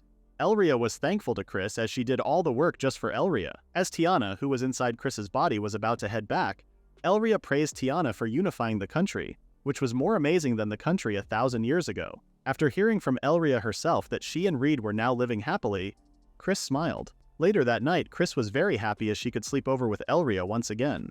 When Elria mentioned how surprised she was when she learned that Chris was acquaintances with Tiana, puzzled, Chris never imagined Tiana as her great ancestor, and thought that she had another personality. After expressing that her connection with her ancestor was their love for Elria, Elria commented that Chris and Tiana were alike, and the only difference was just how Chris talked. Chris then revealed that how she talked was all part of her act. She then explained that if she acted like a princess that talked weirdly, no one would notice if she swapped with Tiana. Chris recently noticed that people started looking at her as a funny and pleasant princess, making her quite popular. Chris did not ask anything else besides what Tiana had told her, as she was afraid that it would change the way she acted towards Elria. Chris then promised Elria that no matter what happens, she would always be Elria's friend. Elria thanked Chris, after informing her that she would leave Elria to Reid. Chris wished to take a picture with Elria using the magic camera instead of receiving thanks from her. Elria then responded that she would not let Chris take a picture and that the photo would not show up. Back in the Vigalta Magic Academy, Millis shared how lonely it was when Reid and Elria were not around. When Weisel asked Millis what her plans were on her day off, Millis became excited and shared that she was going to the royal capital to play. When Weisel asked if she was going alone, Millis immediately became sad as she was supposed to go with Elria. Millis was surprised when Weisel offered to accompany her to the royal capital. After explaining that he would be searching for materials for his new magic tool, Millis thanked Weisel. After telling Weisel that he was a nice person for staying with her, Weisel suddenly turned his head around, which surprised Millis. When the two finally arrived at the royal capital, Millis was amazed at how many people there were and did not expect to see moving things. Weisel explained that the object that was moving was the standard method of transportation in the royal capital. After listening to Weisel, Millis did not expect him to know a lot of things. Standing in front of a tea store, a mysterious person saw Weisel and Millis and informed the driver of the carriage that he would return on foot and that they could return first. Millis found the store used by family nobles to be cute. Curious, Weisel asked Millis if her hobby was pouring tea, but Millis responded that it was not her hobby, but she planned to make it her new hobby. Picking up a tea box, Millis commented on how the tea would suit Elria, as it would help her stay awake. Weisel shared that he also drank the exact tea as he found it quite strong. When Millis guessed that Weisel worked with his eyes wide open after drinking the tea, Weisel realized that he should keep his tea drinking in moderation so that his eyes wouldn't worsen. Curious if Weisel's vision was bad, Weisel took off his glasses and put his face in front of Millis's face. He then told Millis that he needed to be so close in order to see her face clearly. Weisel then thought of trying to develop a magic tool that sticks straight onto his eyes. After Millis rushed to the counter to pay for the tea, the two then sat on a bench under a tree. While drinking their beverage, Millis was curious as to why Weisel learned martial arts from Reid. Weisel found Reid's martial arts interesting, as Reid protected Millis much faster than Farag could fire his magic and erase it. Weisel found Reid quite vexing and wished to be as strong as he could be, and also admired how cool Reid was. Millis's heart raced, believing that Weisel was talking about her. Out of nowhere, the mysterious person inside the carriage was revealed to be Farag Verminion. When Farag asked the two what they were talking about, Millis shared that Elria and Reid were not with them as they were called to the castle. Although Farag did not say anything about Reid and Elria being summoned, he was more interested in talking about training with Reid. When Millis told Farag that it was nothing worth talking about, as they were only taught some magic-related stuff, Farag asked the two if they knew the contents of the practical exam. Suspicious, Millis responded that they would have to make teams of 5. The next morning, Millis immediately called for Elria and was surprised that she was already awake even though it was still morning. Weisel himself was also surprised to see Elria walking without wobbling. Elria revealed that it was because of Reid's milk tea that she was wide awake. When Weisel asked the two why the royal family called for them, Reid responded that they were just invited to join a party in the castle and provide some progress on their circumstances as well. If someone really took Elria's, Reid believed that it must have been a far more advanced technique than one from the current age. In other words, Reid believed that the future was also concerned in their reincarnation. Weisel and Millis then shared some news with the two while they were away. Reid was puzzled when the two mentioned that they had already decided on the last person for their exam. Out of nowhere, Farag approached the group, which Reid did not expect. When Farag suggested that they start training since the comprehensive exam was coming up, Reid finally realized that their last member was Farag Verminion himself. Extending his hand, Farag asked Reid that they give their best for the team. During the last conditional exam, armored dragons appeared which were supposed to be extinct. However, it turned out that they still existed. Reid also learned from Alma that the armored dragons were deemed a threat to magic, and it was decided that their species and all their variants should be hunted to extinction. For the next conditional exam, Reid and the others are required to form a team of 5 and will battle against other humans. For their exam, the group headed to the practice grounds for a mock battle. Upon arriving at the practice grounds, Reid asked Elria if it was really necessary for her to hug him. Elria responded that it was, as it made meeting the requirements of the magic manageable. Seeing the two so close to one another, both Weisel and Millis were already used to it and were no longer surprised. When Farag commented on Reid's inability to use magic and his reliance on Elria for teleporting, Elria's attention was immediately directed to Farag. Sensing that he might have offended Elria, Farag immediately tried to come up with an excuse. A couple of hours before going to the training grounds, the group learned that Farag's 2 friends would not be able to recover in time for the exam, and that he had already asked everyone in the class to join him. However, everyone refused to let Farag join them. Millis tried intimidating Farag by informing him that Elria's training was difficult, but she felt challenged when Farag responded that the training would be easy for him. The two made a bet that if Farag complained midway through the training, he would be below a commoner, and Millis would call him a weak, sheltered boy. Seeing the two exchange words, both Elria and Weissel felt exhausted and worried about teaming up with Farag and Millis. On the side, Alma felt sad as she was not allowed to participate in the mock battle that the person she idolized was a part of. Alma's assistant, Filia Teresia, tried to console Alma, making her realize that her role to interject in case of an emergency was vital. When Alma suggested to Filia that she participate in the mock battle, Filia was surprised and explained that she was not used to combat-oriented magic. Dragging Filia away, Alma told her that although she was recommended as a teacher, she did not want a coward accompanying her. As the group was about to start, Millis suggested that they be assigned to their roles first. When Elria was told that she should train with more than just the standard training, it made Millis believe that there was a chance they wouldn't be on the same team again after the exam. Due to the result of Elria's previous exam, it was almost certain that she would pass. In order to improve her qualities as a special rank mage, Elria was ordered to teach the other students. When Reid suggested making Farag the leader, Farag acted high and mighty at first but did not expect that he would seriously become the leader.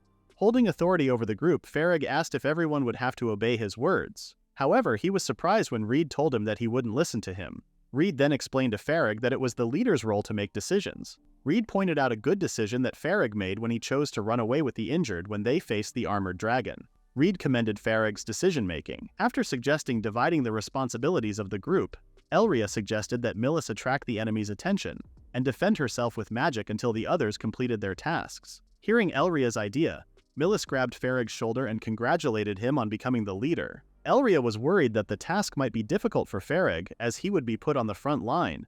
Elria theorized that the stronger the magic, the less experience people tend to have on the front lines. As Reid understood Elria's point, she also added that Farag was super weak in close-quarters combat. Seeing the two looking smug towards him, Farag felt enraged. After receiving permission from Elria to handle Farag, Reid asked Weissel if he could borrow a magic tool that he could break. Annoyed, Weissel pointed out to Reid that making a magic tool is very expensive and should not be easily broken. Realizing that he might have said the wrong words, Reid explained that he had no plans of breaking the magic tool. However, there might be a chance that it would break if he tried to put his magic into it. After asking for a magic tool that resembled a sword, Weissel offered prototypes that didn't make the cut. After a few swings, Reid asked Farag if he was now ready for their training. Confused, Farag asked what Reid could teach him if he couldn't use magic. Although Reid couldn't use the same magic, he made it clear that he could still show a similar battle strategy. To make their training more fun, Reid offered a bet to Farag. If he won, Reid would do anything Farag asked of him. After accepting the conditions, Reid informed Farag that he was free to use all of his magic. Giving a handicap to Farag, Reid mentioned that he would only attack after a minute had passed, and suggested that Farag attack as much as he wanted during that time. Seeing that Reid was very confident that he wouldn't lose, Farag cast huge fireballs and told Reid that if he won, Reid would no longer call him boy. Starting their training, Reid immediately charged towards Farag, which surprised him. Reid dodged all of Farag's huge fireballs easily. After praising the accuracy of Farag's magic, Reid commented that there were still gaps and suggested that Farag cover the gap using other magic. After taunting Farag, Reid dodged another spell and commended the spell's speed. However, since the trajectory was so linear, it could easily be dodged. Reid had already read through Farag's plan and blocked Farag's real target, which was Reid's blind spot. After being lectured about the element of his magic, Farag became frustrated and mad, believing that he was above average and did not want to be looked down upon. Casting the spell, Hagen no Enbei, a being formed by flames emerged. As flames were about to hit Reid, he announced that a minute had passed and deflected Farag's attack with his bare hand. Reid thought that if Farag knew about swordsmanship, he would be able to deal with it even without using himself. As Farag did not accept change, Reid believed that he would just waste his talent. After destroying Farag's spell with just one slash, Reid commended Farag's ideas and planned to train Farag so that he could change the way he thought for his own good. If it was Farag, Reid didn't mind teaching his swordsmanship. After seeing the huge fire, Elria believed that Reid was having fun. Weissel still couldn't believe that he would voluntarily train Farag. Elria believed that Reid wished to look after the most troublesome kids. Elria then shared another reason she believed Reid wanted to teach Farag. He had no one to teach him in the past. Reid was able to teach things like swordsmanship and tactics, everything other than combat. Because no one could fight using Reid's style, Elria thought that Reid believed in Farag and also wished to change his attitude. When Elria suggested that they now start their mock battle, both Millis and Weissel became worried, wondering why Elria liked mock battles so much. Elria believed that the lesson could be learned and would not be forgotten if a painful mark was left. As Millis protested Elria's ideology, saying it did not fit for a sage to say, Weisel nervously tasted blood in his mouth just by remembering. All of a sudden, Elria and the others were suddenly covered in shade and were asked where her classmates were. After Millis informed the girl riding a dragon that they were from the East Tower, the girl stepped down from the dragon and introduced herself as Rufus Rylus from Sirios Federation. Hearing that Rufus came from the Sirios Federation, Weisel remembered that the country was excellent with summoning magic and just learned that she was a student from the West Tower. When Rufus noticed Elria hiding, she became curious and asked for the reason. Millis explained that Elria had a habit of hiding whenever she saw someone she didn't know. Finding Elria's behavior similar to an animal, Rufus became excited and guessed Elria's identity. After Elria confirmed her identity to Rufus, Rufus became ecstatic and suddenly thanked Elria, which confused her. Elria believed that Rufus was an amazing person for forming a contract with the Guardian Dragons, making history by making a contract with all four kinds. Rufus happily shared where her dragons were and what they liked to do. After listening to Rufus, Elria felt like she would have a blast just watching the dragons. When Rufus shared how the dragon she was with was the one she liked the most, Elria asked if it was a flying steel dragon. Surprised, Rufus asked if she knew about them. After Elria responded that she didn't know the dragon's scientific name, Rufus immediately gave more information about the steel dragon species, also called Volansferum. After sharing how her dragon Lafika and she had been friends since they were little, Rufus asked Elria if she could use summoning magic. Elria responded that she could but was hesitant after looking at Weisel and Millis. The two then enthusiastically gave their permission for Elria to continue talking with Rufus, sharing that they were already learning a lot from listening to their conversation. Upon learning that she disrupted Elria and the others' mock battle, Rufus suggested that she participate in the mock battle with Elria instead. Wanting to see Elria's magic, Rufus planned to show Elria that Lafika and she would not lose to anyone. After Rufus proposed a mock battle between Elria and herself, Elria accepted the challenge, mentioning that she hadn't fought with a friend for a very long time. Using her magic, Elria summoned a beast named Sheffrey. After summoning a demon wolf, Rufus was impressed, as demon wolves are notorious for giving mages a hard time, ultimately making the mages give up trying to tame them. Elria shared that her demon wolf is quite clever, understanding that no matter what he does, Elria could never be defeated. Seeing their mock battle getting more interesting, Rufus rode on Lafika's back and flew up into the sky. Both Weisel and Millis were impressed by Lafika's speed, believing that Lafika had already taken the advantageous position in an instant. After Elria ordered Sheffrey to chase Lafika, Rufus was not bothered as she believed it was impossible for the demon wolf to catch up with Lafika's height. However, Rufus was surprised when Sheffrey was able to follow them up into the sky even without a foothold. Since demon wolves are sensitive to magic power, Rufus believed that Sheffrey was detecting Elria's magic power. The moment Elria created a foothold, Sheffrey jumped towards it immediately. In order to stop Sheffrey from following them, Rufus ordered Lafika to cover themselves with fire breath. After Elria ordered Sheffrey to wait, a huge explosion manifested which made Rufus believe that the footholds were made out of air pressure. When Elria finally gave the signal to Sheffrey to attack, Sheffrey sneaked behind and bit Lafika's tail, startling the dragon. As Lafika fell from the sky, Rufus tried to calm her dragon down. However, it was not enough as the two landed on the ground. While Rufus was tending to Lafika's care, Elria, on the other hand, called for Sheffrey and chained its mouth, making Weisel believe that Sheffrey was trying to bite Elria. After sharing that Sheffrey's food is magic power, Elria advised Rufus to undo Lafika's summon, as the dragon might not last long. However, Rufus became stubborn and wished to continue the fight, believing that Lafika still hadn't lost. Sensing the magic power coming from Rufus and Lafika, Sheffrey immediately positioned himself in front of Elria, protecting her from Lafika's fire breath. Angered by Rufus's actions, Elria told her that she would not forgive Rufus. Even though the summoned beings' bodies are made of magic and cannot die, excessive damage could still harm their souls. Elria then reminded Rufus that showing killing intent was not necessary, as it was just a mock battle. However, Rufus did not feel the same way, not caring anymore if it was a mock battle or not. All of a sudden, their mock battle was interrupted by Alma's assistant, Philia. It was then revealed that Reid had called Philia to their location to stop the mock battle. After witnessing the mock battle, Philia warned Rufus that if she continued the fight, there was a high chance that she could put Lafika in danger.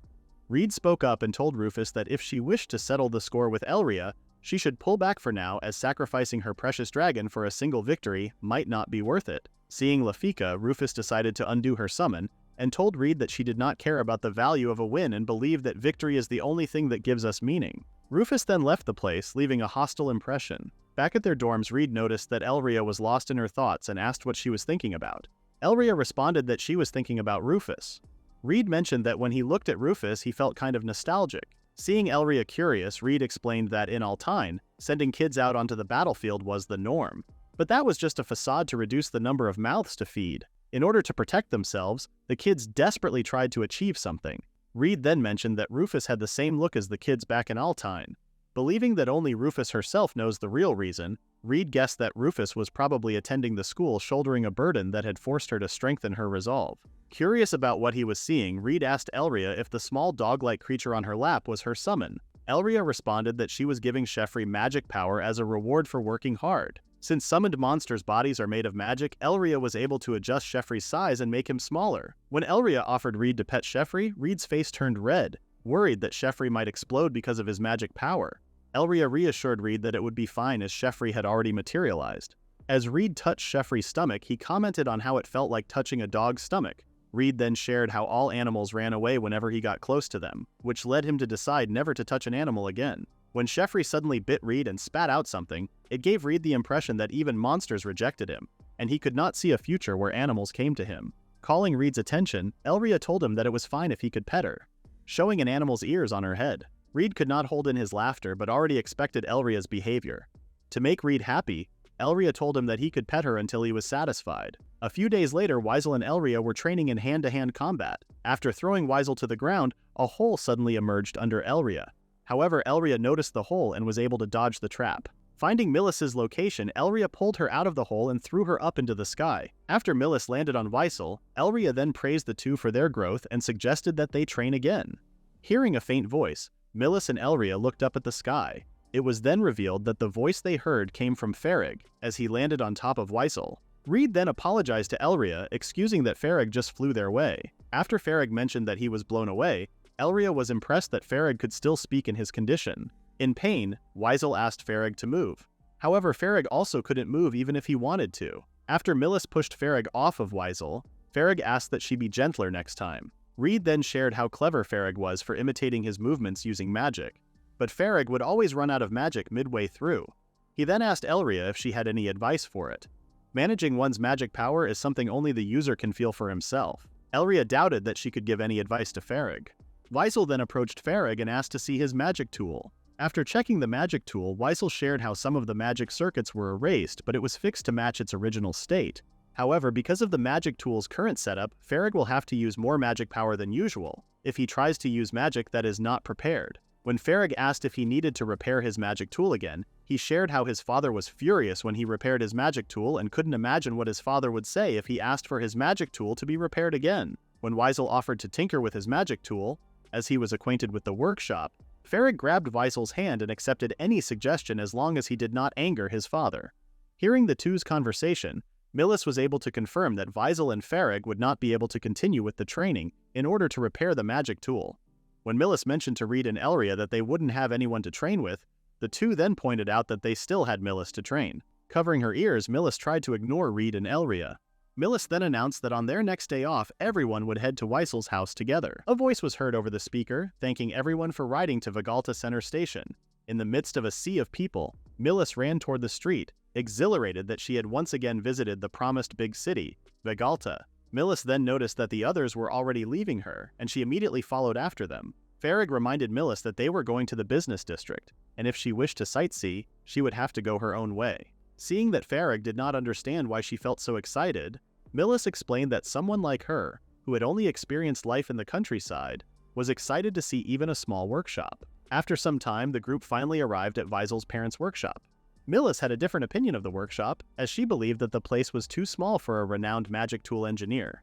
Weisel explained that they used most of their profits for developing magic tools and buying materials, and that the appearance was more of an afterthought. After entering the workshop, Weisel shared that he had reserved the place for the day and guided everyone inside. Reid was amazed to see tons of tools inside. Weisel explained that they used all the tools as references to calculate the magic circuits, then made the shape and chose the materials after comparing the magic. After finishing the design, Weisel and his family determined the magic circuit and finally asked a craftsman to engrave it. When Weisel asked for Farrig's magic tool, Farrig became worried and asked Weisel if what they were about to do was safe.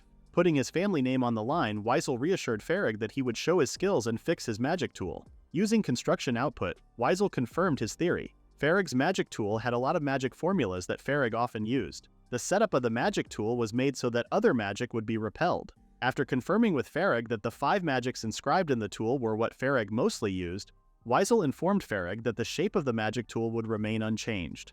However, they would have to touch up the converter and stabilizer. Reid praised Elria for using the converters and stabilizers they took from Altine and reusing them. Elria shared that she only picked up scraps from the battlefield, recreated and analyzed them.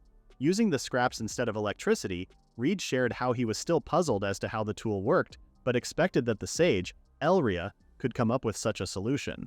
Weisel then shared a concern with Farig, stating that fixing his magic tool might be more troublesome than he thought. The problem with Farig's magic tool was the magic circuits engraved. Since everyone else used different systems, creating a perfect engraving would be hard. What Weisel meant was that if they tried to make changes in Farig's magic tool, it would affect its efficiency and lower its performance. Farig suggested to Weisel that he should just hand the tool over to a craftsman. Weisel agreed with Farig's idea. However, it would also increase the chance of Farig's father finding out that his magic tool was broken once again. Running out of options, Weisel asked Elria for advice, as she was someone who could use 6 different magic systems. When Elria responded that she had never engraved a magic circuit before, Farig fell to his knees, feeling defeated.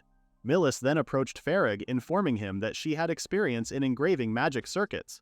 Seeing Farig's surprised look, Millis explained that they repaired their own broken magic farming tools since it took too long to call someone in the countryside. Testing Millis's skills, Weisel asked her to try copying the magic equipment's engraving onto a plate.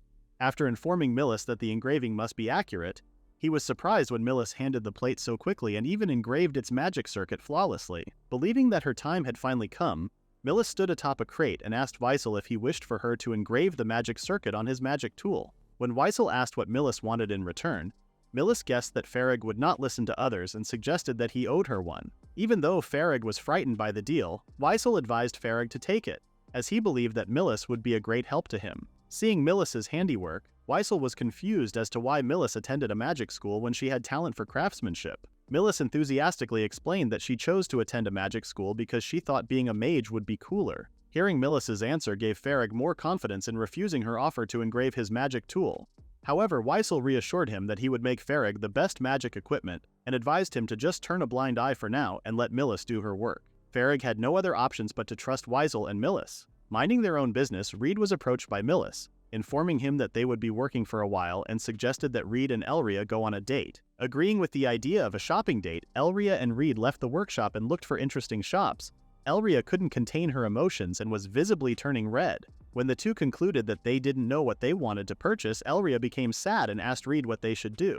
Reid then remembered his little sister's advice, which was that looking at things could also be fun. Elria did not expect to hear from Reid that he had a sister.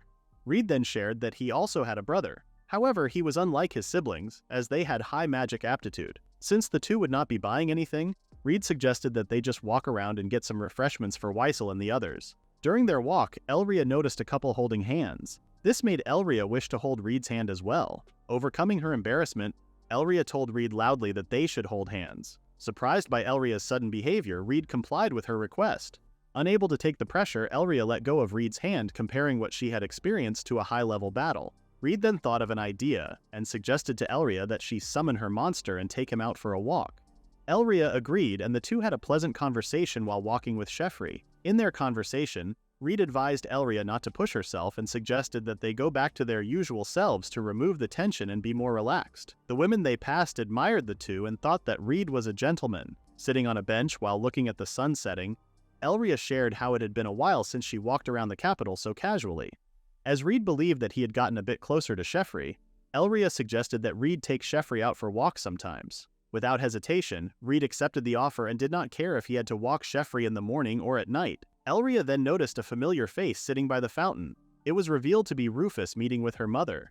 Curious as to why her mother suddenly called for her, Rufus was about to suggest that they try different foods in the capital when all of a sudden her mother slapped her in the face. Rufus's mother had learned that Rufus hadn't used her guardian dragons in the academy.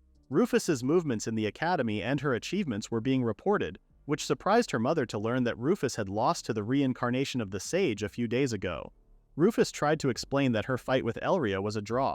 However, Rufus's mother knew the details of the fight and asked her if she believed the fight was a draw after launching a sneak attack.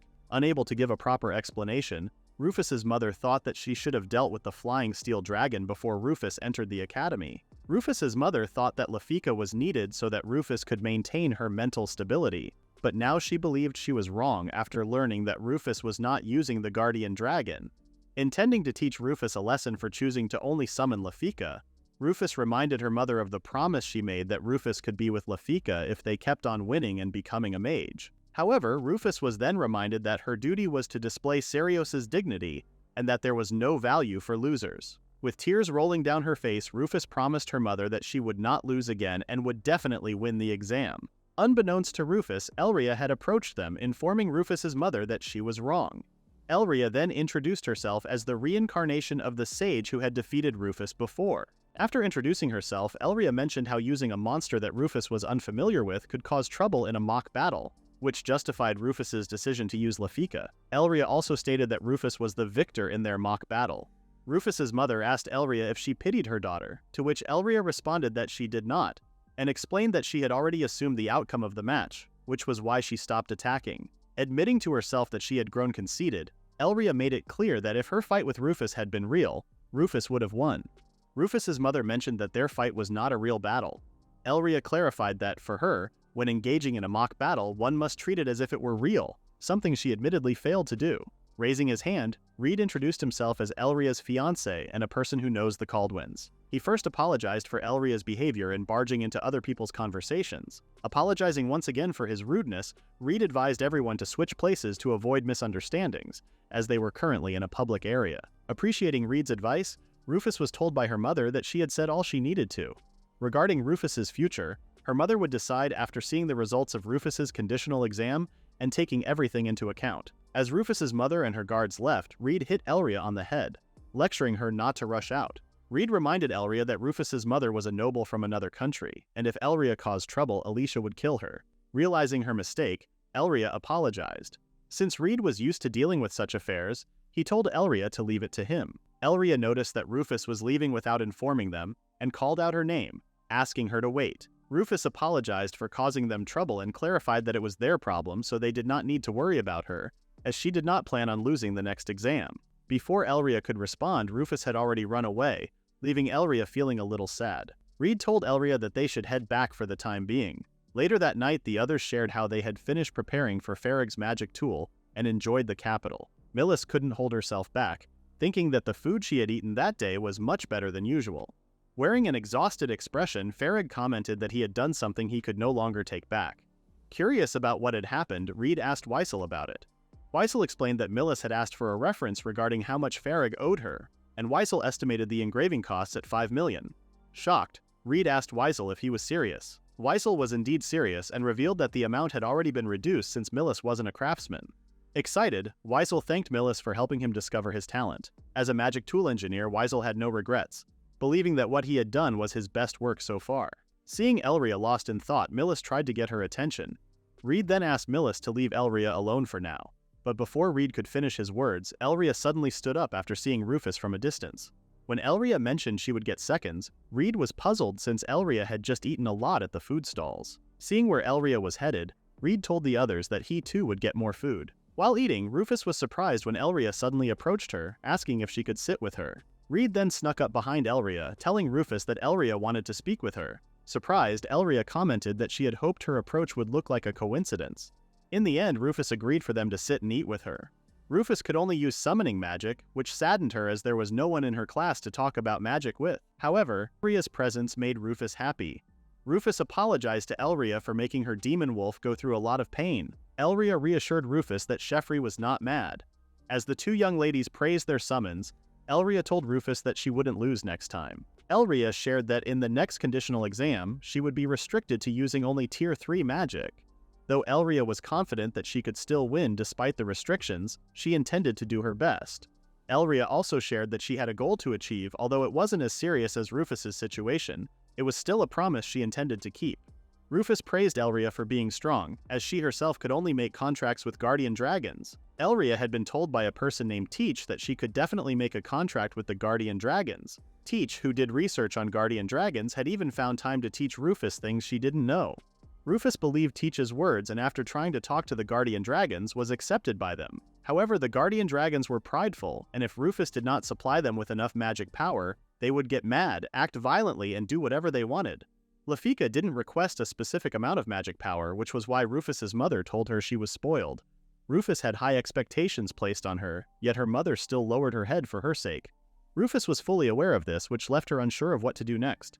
Elria stood up and told Rufus to fight her with everything she had. Elria reassured Rufus that she would feel refreshed if she fought with all her might. Rufus was still confused after listening to Elria, so Reid explained that the process was more important than the result, regardless of whether Rufus won or lost. Though Reid believed the best outcome for Rufus was to use all her strength and win, he added that if Rufus lost, there was nothing more she could do.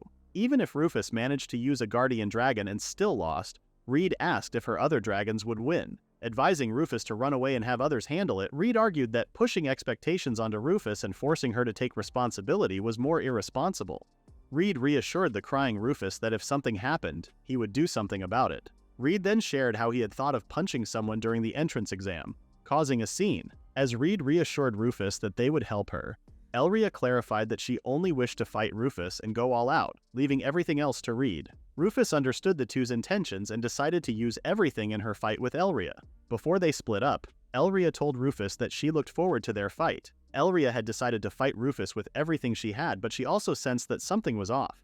For starters, she found Rufus's contract with a guardian dragon suspicious. Curious, Reid asked what she meant. Elria explained that summoning magic involved using mana to create a vessel and then placing the soul of the contract monster inside it. If the guardian dragon's magic power was insufficient, regardless of their knowledge, they would still maintain their contract with Rufus. Elria gave Reid an example and explained that it was the same with monsters. While confident that nothing like this would happen to Lafika due to their bond, both Reid and Elria still found it odd that the 4 guardian dragons continued to uphold their contracts. What intrigued Elria even more was the person Rufus referred to as Teach. Remembering Teach's words to Rufus, Elria thought that Teach might know the future. Believing they might uncover hidden truths, Elria trusted Reid to take care of it. Elria then pleaded with Reid to carry her, as she had eaten too much. Later that night, Rufus pulled out a mechanical device and called Teach, wanting to speak with him since she had something to ask. Hearing Rufus's energetic voice, Teach thought something good had happened. After hearing that her mother had scolded her for losing in a mock battle, Teach remarked that the news was too heavy for him. Since Rufus had used the magic tool, Teach assumed she had something urgent to discuss.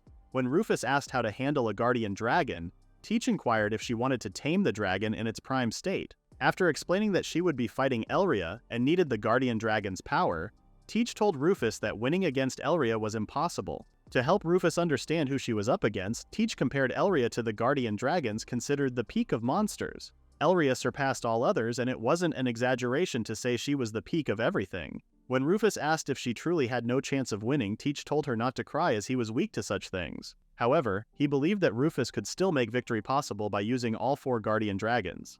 Shocked, Rufus said she lacked enough magic and feared making the dragons angry. Teach reminded Rufus that in the future, she would be able to fully control the guardian dragons, which was why they had made a contract with her. Teach planned to take that future and borrow its power. On the day of the conditional exam, Reid was greeted by Alma inside the tent. Alma explained that she was in charge of emergencies and was not slacking off, as Reid had commented. Wasting no time, Reid asked Alma to show him the footage. Reid was amazed knowing that Alma could see from the perspective of every student taking the exam. Agreeing with Reid's comment, Alma explained how Elise had created everything, proving she was a genius at magic and magic tools. Before becoming a principal, Elise had raised the standard of engineering for nearly a decade. Alma then shifted her attention to the team she deemed problematic. Reid soon learned that the team Alma referred to was Elria's.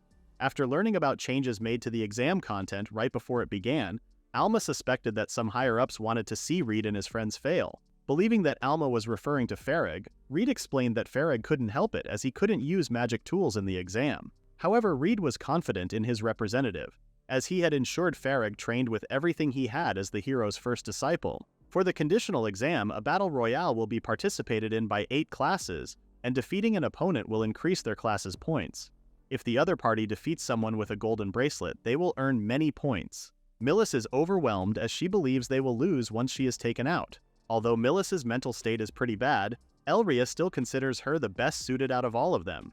Millis commented that the other 3 were far more suited to wearing the golden bracelet, but Elria pointed out that the exam is all about surviving until the time limit, which Millis is best suited for.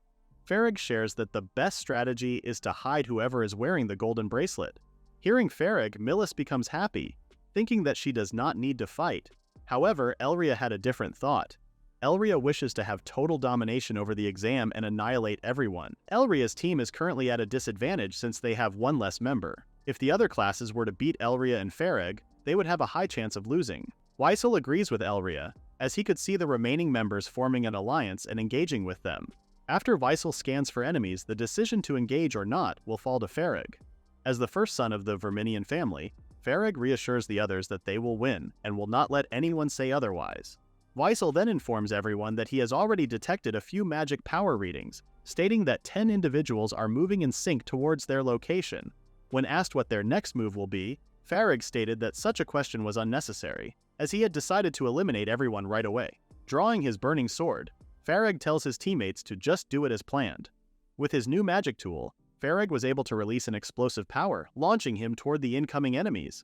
Due to Farag's flashy move, the other classes were able to locate him and immediately prepared for battle. Although multiple magic circles were being cast in front of him, Farag remained unfazed and destroyed the magic circles with one slash of his upgraded magic tool. Unable to detect Farag's presence, the other classes believed that Farag couldn't completely deal with the magic circles and teleported.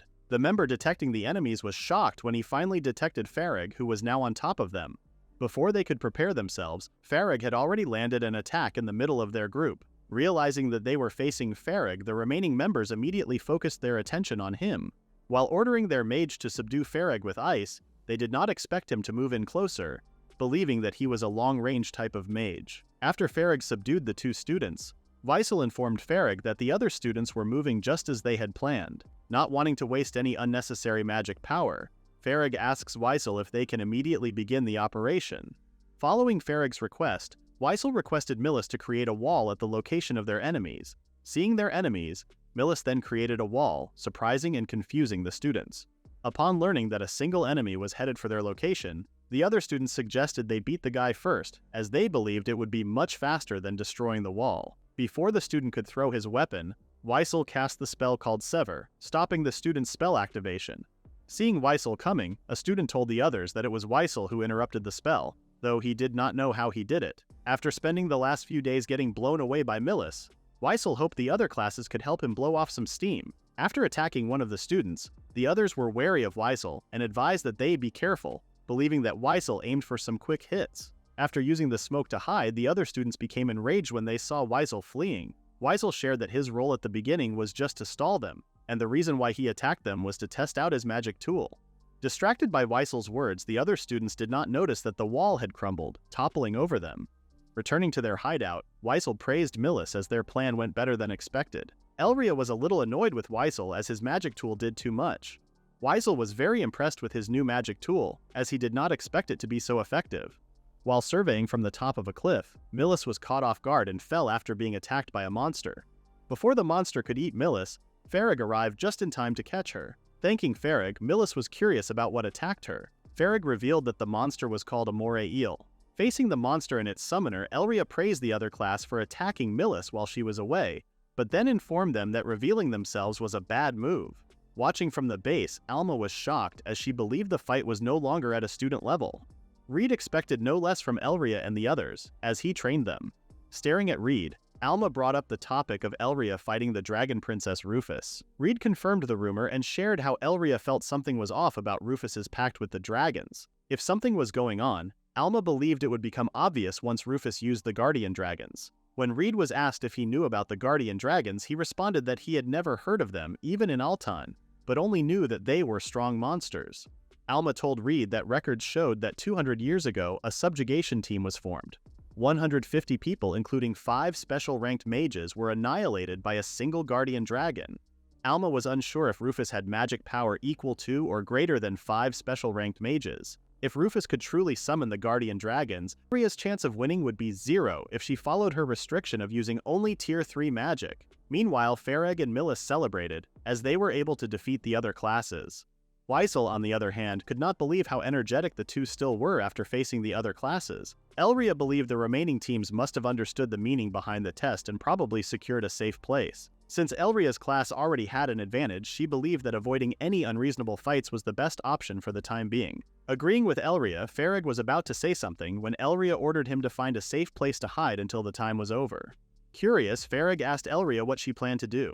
Elria told Farag about the promise she made with Rufus and planned to wait for her. Farag asked Elria if she had lost her mind, telling her that the guardian dragons were not just strong, they were equal to Tier 10 magic. Elria was impressed that Farag knew so much. Despite Farag's warning, Elria stuck with her decision, as she had promised Rufus to fight her seriously. Since Elria can't speak as well as Reid, she does not know what to say to Rufus, who is troubled. After fighting many battles and finding many important things, Elria believes that Rufus just has to fight with all her strength to find what she longs for. Seeing that Elria could no longer be convinced, Farag agreed to follow her order. After Farag and the others left, Rufus arrived and apologized to Elria for being late. As Rufus expected, she couldn't choose between her bond with Lafika, her mother, and her country's expectations. Not wanting to disappoint the contract she made with the guardian dragons, Rufus decided to choose them all. Seeing the guardian dragons behind Rufus, Elria was amazed and planned to show Rufus how serious she was as well. Elria is amazed after witnessing a portion of Rufus's full power. After being summoned, one of the guardian dragons launched an attack on Elria. Although the attack did not hit Elria, she was still alarmed as she could still feel the heat of the attack even with her layered defense magic. Elria also felt that deploying multiple Tier 3 spells would not guarantee her victory against Rufus. Elria thought that there was only one way for her to win, at which point she summoned Sheffrey's kids. Not expecting Elria to summon more demon wolves, Rufus was not intimidated, as she believed that Elria would not be able to counter the guardian dragon's magic. To avoid the onslaught from the guardian dragons, Elria rode one of the wolves, hastily dodging the attacks. When Elria gave the signal, the demon wolves then started charging toward Rufus, jumping on the pillars. Rufus could not believe that Elria was using the pillars to stop the water's momentum, while also avoiding the electricity at the same time. Using the power of the Earth Guardian Dragon, one of the wolves was struck after trying to protect Elria. Watching the fight, Alma asked Reid if he could also tell how Elria was at a disadvantage. Reid then responded by ordering Alma to be quiet since Elria was getting serious. When another Guardian Dragon launched a lightning attack, one of the demon wolves took on the attack, saving Elria. Rufus was starting to get confused, as she could only see Elria running around, making her wonder if Elria was heading somewhere. Blocking Elria's way with ice, another demon wolf rammed into the ice, breaking it and creating an opening for Elria to escape. Observing Elria, Rufus noticed that she was chanting. In the past, Rufus had been informed by Teach that the magic they were using now was something that the sage had created 1,000 years ago. For people in ancient times, they would pray for miracles. The origin of all magic is the variety of techniques offered through prayers. As Elria was still continuing with her chanting, another guardian dragon was preparing to launch an attack. Another demon wolf charged toward the attack, trying its best to block it. With the help of the demon wolves, Elria was successful in casting her spell called Serious Judgment. As the whole area cleared up, Elria then lost all strength. When Elria asked Rufus what she thought of her full power, Rufus responded that it was amazing, even though she still lost after doing everything she could. With tears rolling down her cheeks, Rufus kept on apologizing to Elria. When Elria praised Rufus and her strength for facing her full power, Rufus responded by telling her to stop looking down on her. As the two agreed that the match was won by Elria, Rufus suddenly collapsed, feeling hot all over her body. Elria was surprised when she noticed a huge power behind her. Upon turning around, Elria saw all of the guardian dragons that Rufus had summoned.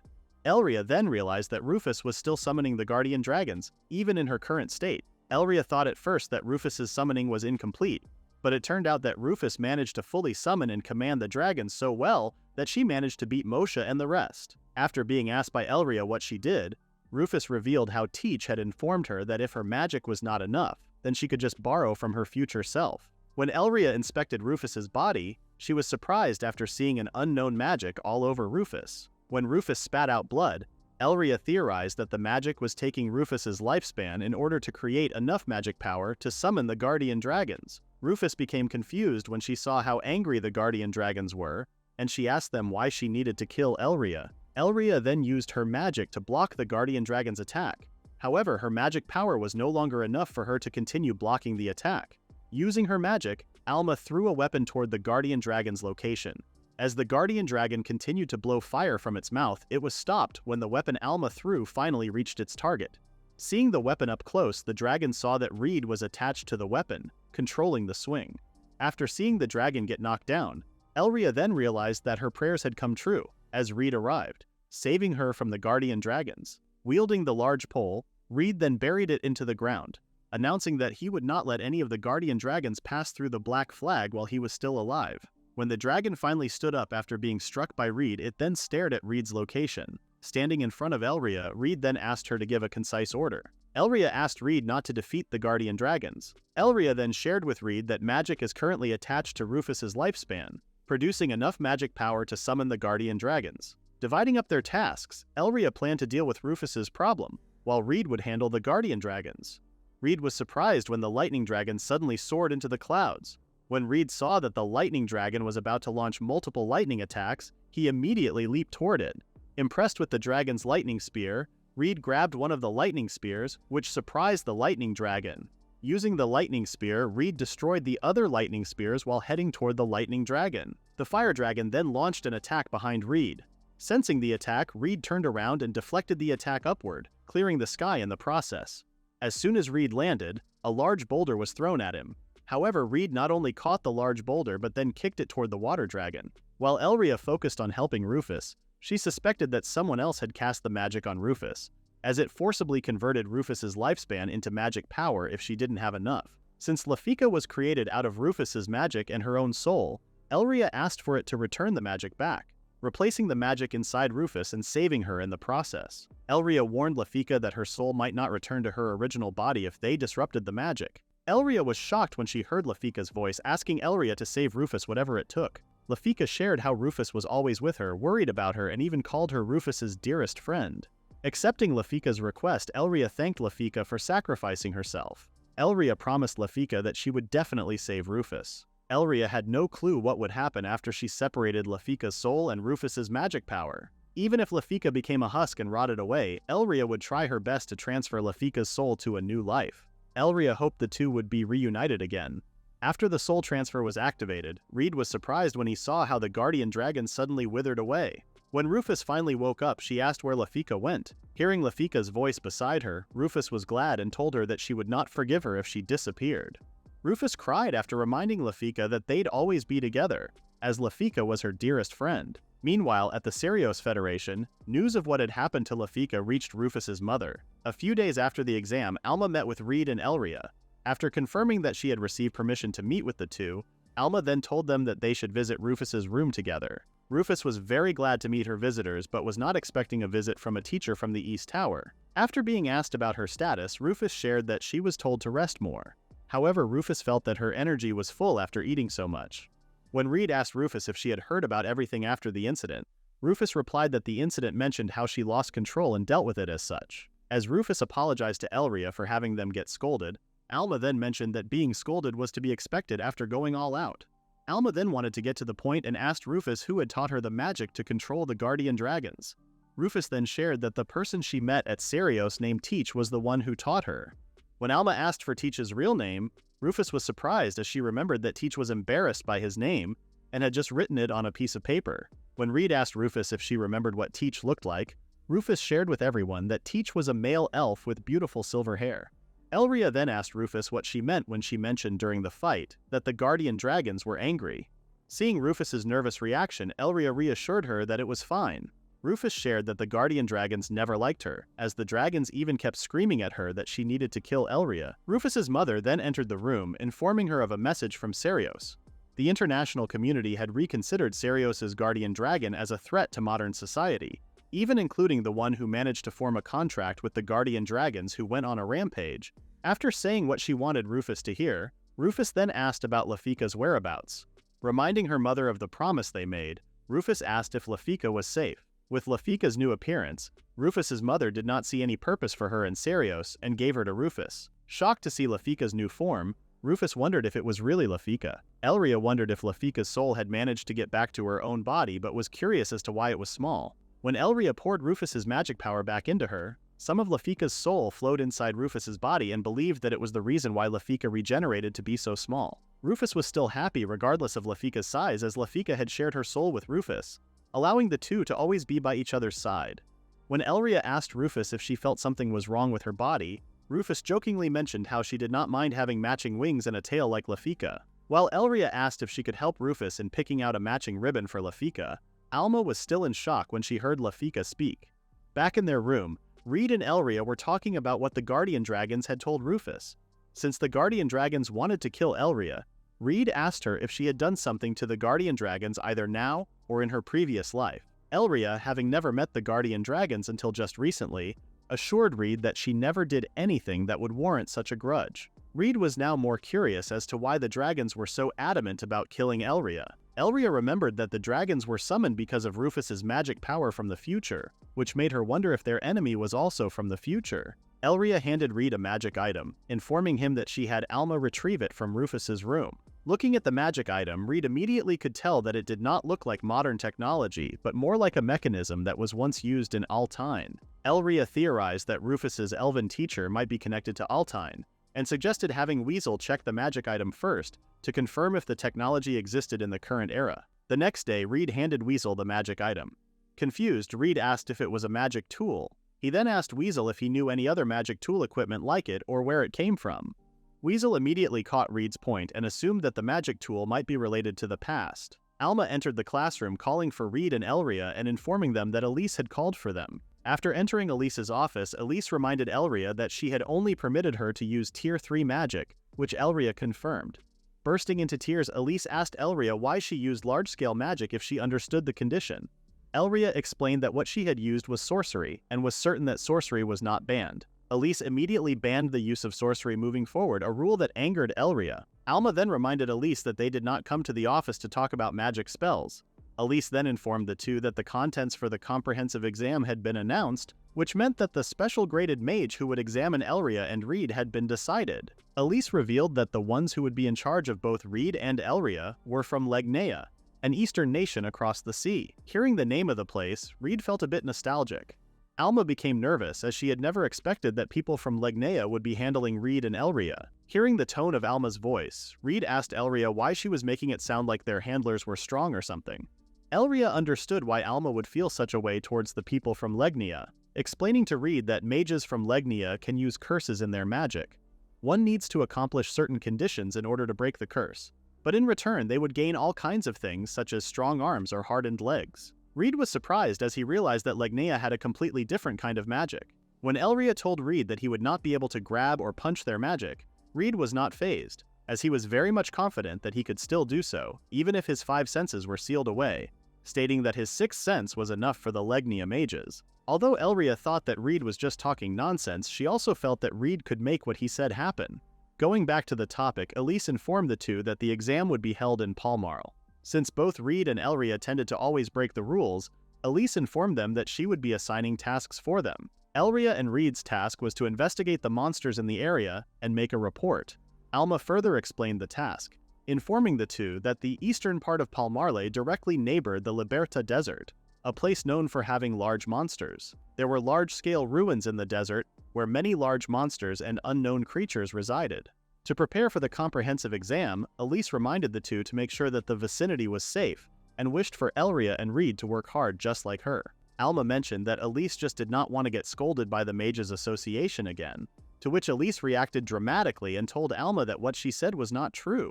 With their task to hunt some monsters and investigate the ruins in the Liberta Desert, Elise reassured the two that they would be fine since they would be accompanied by special-ranked mages. Elria brought up a topic and asked Elise if she knew of a blonde-haired male elf who was doing research on the guardian dragons. Elise didn't have much of an answer and only heard of one doing research on armored dragons.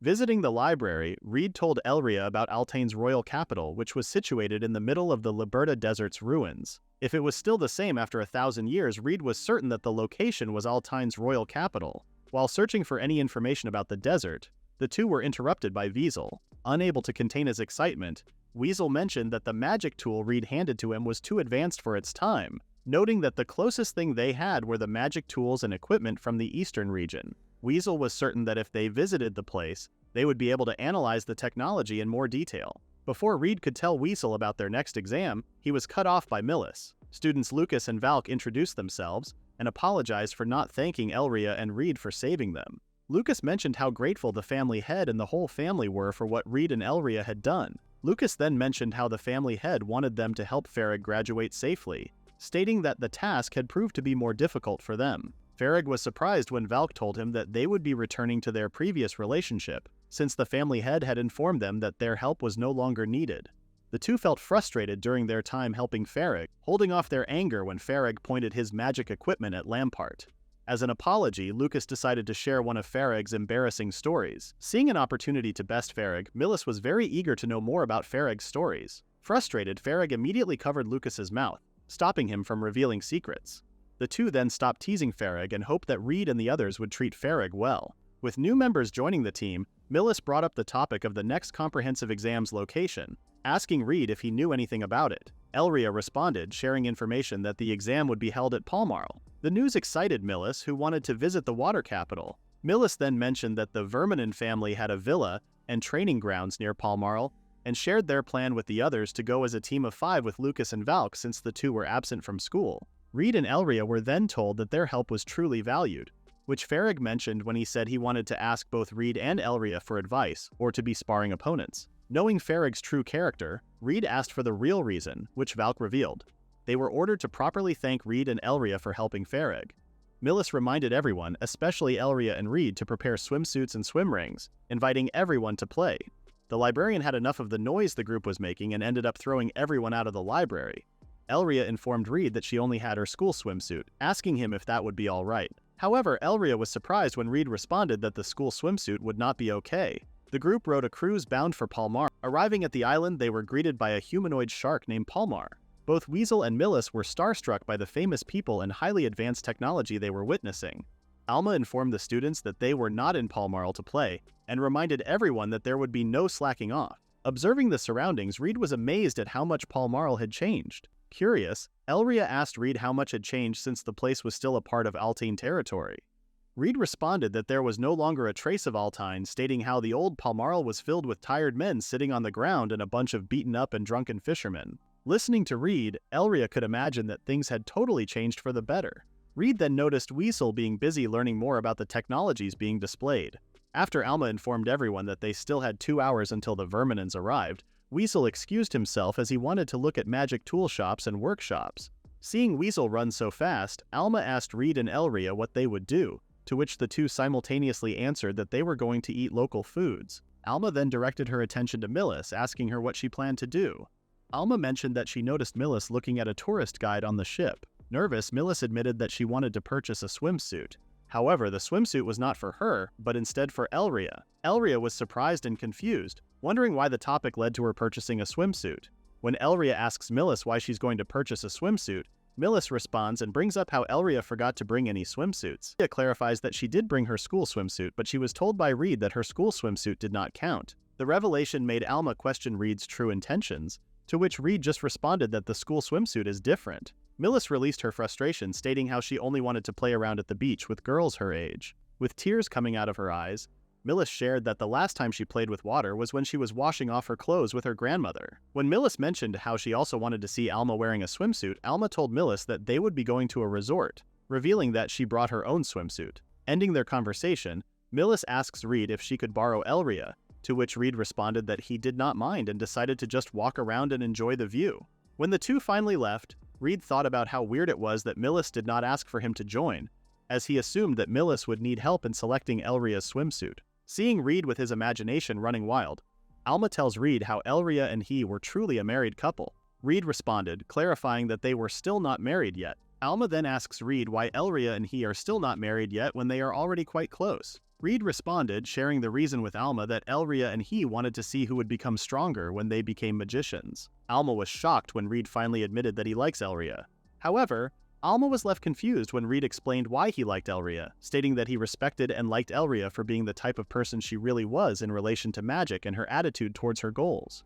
Alma was sure that what Reid had just said was the same as liking someone as a person, and not as a romantic partner. Reid, who's mentally an old man, tells Alma that it was too late for him to talk about love. When Alma asks Reid if he sees Elria as the opposite gender, Reid responds that his love for Elria has pushed the bounds of logic, putting his life on the line just to meet Elria. While Reid is telling Alma that he also views Elria as someone who's a worthy opponent and a respectable comrade, he notices Alma getting embarrassed and asks what the reason is for. Alma explained how she was caught off guard, not expecting that Reid would reveal his emotions so bluntly. Alma finally got the gist and confirmed with Reid how he only sees Elria as a friend, but is still unsure about seeing Elria as a romantic partner. After putting an end to a 50-year-old relationship, Reid was very eager to start his relationship with Elria once again, stating that Elria and he will remain engaged until they settle the matter. Alma acknowledges Reid's feelings but then points out to Reid the possibility of Elria developing feelings for him regardless of their previous life. Reid was left puzzled, wondering why Elria would do something as roundabout as getting an engagement like they have. Knowing Elria's attitude, Alma was certain that Elria panicked and had forgotten what she was going to say. Reid could also see Alma's reasoning as possible, but he was still certain that Elria would ask him to be engaged with her even after settling the matter. When Alma asks Reid if the reason was because they've known each other for so long, Reid couldn't speak on behalf of Elria's feelings, but he expressed how delighted he would be if he and Elria thought of the same thing. Meanwhile, Elria and Millis were now at a store selecting from various designs for a swimsuit. When Elria tells Millis that she is fine with whatever Millis chooses, Millis immediately tells Elria that they can't do that. Millis explains how swimsuits are meant for others to look at, which is why they need Elria to choose the swimsuit for herself. Millis tries to make Elria understand the importance of the perfect swimsuit, using Reid as an example and asking Elria what Reid would do if he saw her wearing a swimsuit for the first time. After responding that Reid would certainly pat her head and praise her, Millis then asks Elria how that reaction would make her feel, to which Elria responds that it would certainly make her extremely happy. Finally understanding what Millis is trying to imply, Elria reassures Millis that she will do her best and pick the best swimsuit for herself. With Millis as her critic, Elria tried out multiple swimsuits, expressing how she liked the types that were both elegant in style and easy to move in. Seeing Millis so dedicated to helping her out, Elria couldn't help but thank Millis. Millis responds that she was just doing whatever she could to see Elria being cute. When Elria responds that she will make some time for the two of them to play as payment for the help, Millis immediately becomes nervous, asking Elria if she meant that they would fight in a mock battle. Elria responds that she was not that heartless, reassuring Millis that they wouldn't be doing a mock battle. Ever since Elria started living her second life, she had always asked others to choose her clothes, and had never chosen one for herself. Elria was truly grateful to Millis, as she realized that choosing her own clothes was something she did not expect would make her happy. Millis momentarily could not control her emotions and had tears coming out of her eyes. Millis then stated how Reid is one lucky guy to have Elria, who works hard to make her husband happy. When Elria clarifies that Reid and she were not married yet, Millis was surprised that Elria would still say such a thing. Elria reveals that she hasn't told Reid how she feels about him, and that until she reveals her true feelings, she and Reid will remain engaged. The engagement between the two was established as a promise to one another, a challenge to see who would become stronger. Elria has no plans to express her true feelings until the promise they made is fulfilled. Seeing how romantic the promise between the two sounded, Millis assumed that Elria would eventually reveal her true feelings regardless of the outcome. To Millis's surprise, Elria reveals that she will only tell Reid how she truly feels if she wins their fight. Elria explains that she would look pitiable if she were to express her feelings after losing. Seeing how Elria's pride as the sage had once again taken over her actions, Elria then asked Millis to simply support her cause. Though the scenario Elria shared left Millis a bit irritated, she still promised Elria that she would support her. With everyone finally regrouping after exploring Palmarl, they were picked up by Lucas, who was posing as the driver for the Verminen family. Lucas reveals that being a driver for the Verminens was his true job, and asks everyone to enter the vehicle. A woman named Totori saw Alma and was annoyed that Alma did not inform her about visiting Palmarl. A man named Savad then calls Totori's attention, informing her that he has not yet obtained the Liberta Desert Pass. Savad was told that he would have to wait for a high-ranking mage from Vegalta before he could get the pass. When Totori suggested they catch Alma and take her with them, Savad asked Totori if she had seen Alma. Savad recalls that besides Alma, there would also be 2 other students accompanying her in the investigation. Totori then suggests to Savad that they give Alma a surprise. On their way to the Verminen family's villa, both Weasel and Millis could not contain their excitement, as they never expected to experience riding in a magic car. Ignoring the two, Elria and Reid complimented Lucas's driving skills. Finally arriving at the villa, they were greeted by Valk, who was now sporting a maid outfit. The sudden change in appearance surprised Millis, prompting Valk to explain that her real work was as a servant of the Verminen family. Valk informs everyone that the head of the Verminen family, Martis, had instructed them to treat everyone politely. Millis asks Valk if they would treat her the same as the others, even though she is just a commoner. Valk responds that since Millis is an invited guest of honor, they would serve her with perfection. Lucas then asks Valk if she had seen their young master, Farag. Valk remembered that Farag was busy doing something in his room, but she was not sure what it was. Lucas thought that Farag would come out to greet his friends since it was the first time other people had ever visited him. As Valk guided everyone to the lounge room for guests, they did not expect to see the room so well prepared, and praised Farag for taking the time to arrange it for them. Farag, who had been so occupied with preparing the room, became nervous when he saw that everyone had already arrived. Moving to the beach, Reid expressed how he couldn't feel calm wearing a swimsuit. Farag then told Reid that he just looked average and pointed out that all of them were wearing wetsuits.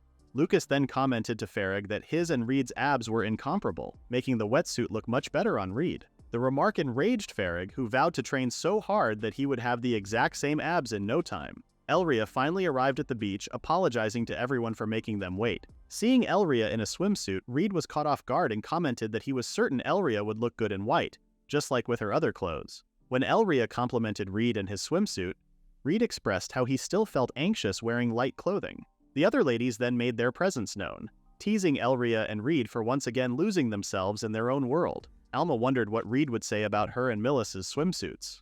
Millis was already guessing that Reid would play it safe and say something along the lines of how they all looked good. Overhearing the conversation, Reid told the two that they were putting him in a tough spot. Millis then asked Lucas and Valk if they weren't going to change into their swimsuits. Valk responded that they would be just fine and mentioned that they still had more work to do after training. Weasel approached Millis, asking if she planned to train in her swimsuit or if she was just trying to run away from reality. Millis acknowledged that she still had training with Elria, but insisted that it was also fine to play in the water. Millis then told Weasel that she also wanted to hear compliments about her swimsuit and was determined to do her best if she ever received them. Overhearing Millis, Lucas commented that he also hoped Farag would meet a good person someday. Everyone enjoyed their time at the beach playing beach volleyball and splashing around in the cool water. Unbeknownst to the group, Totori, who was using a bird to track Alma's whereabouts, was surprised to see Alma letting her guard down. Totori was determined to punish Alma for being so careless. After warming up, Elria told everyone that they would be starting the training right away. Disheartened, Millis asked Elria if they could just play for the day. Elria warned everyone that she would be giving extra training to those who acted timid. Knowing that Elria is always true to her word, everyone raised their hands and shouted that they would do their best. For Farag and Weasel, Elria instructed them to play tag on top of the water until one of them ran out of stamina. Farag was shocked when Elria mentioned that he would be the only one running. Weasel would have to use whatever he could create to make Farag fall into the water. Confident in his ability, Farag thought the training would be easy. However, he protested when Elria informed him that he could only use fire explosion magic for movement. Farag pointed out that the magic he was allowed to use was usually reserved for emergency escapes. When Weasel asked if the winner would be getting something, Elria responded that the winner would be exempt from extra lessons. Upon hearing the reward, Weasel asked Farag to sacrifice himself for his sake. Confused as to why he had to sacrifice himself, Farag was also concerned that Weasel was using new magic equipment, which he believed to be cheating. As a magic engineer, Weasel was bound to strive to better himself every day. To obtain all information about magic, Weasel stated that he would not hesitate to sacrifice his friends for his magic tools. After Elria gave the signal, Farag immediately ran for his life, with Weasel not far behind. Elria informed Lucas that he was allowed to interfere with Weasel by using apply magic to protect Farag. However, she forbade Lucas from attacking Weasel directly. As Farag's servant, Lucas did his best to protect him. Weasel immediately stopped when he noticed that he was being captured. To escape from Lucas's magic, Weasel used his momentum and kicked the magic away.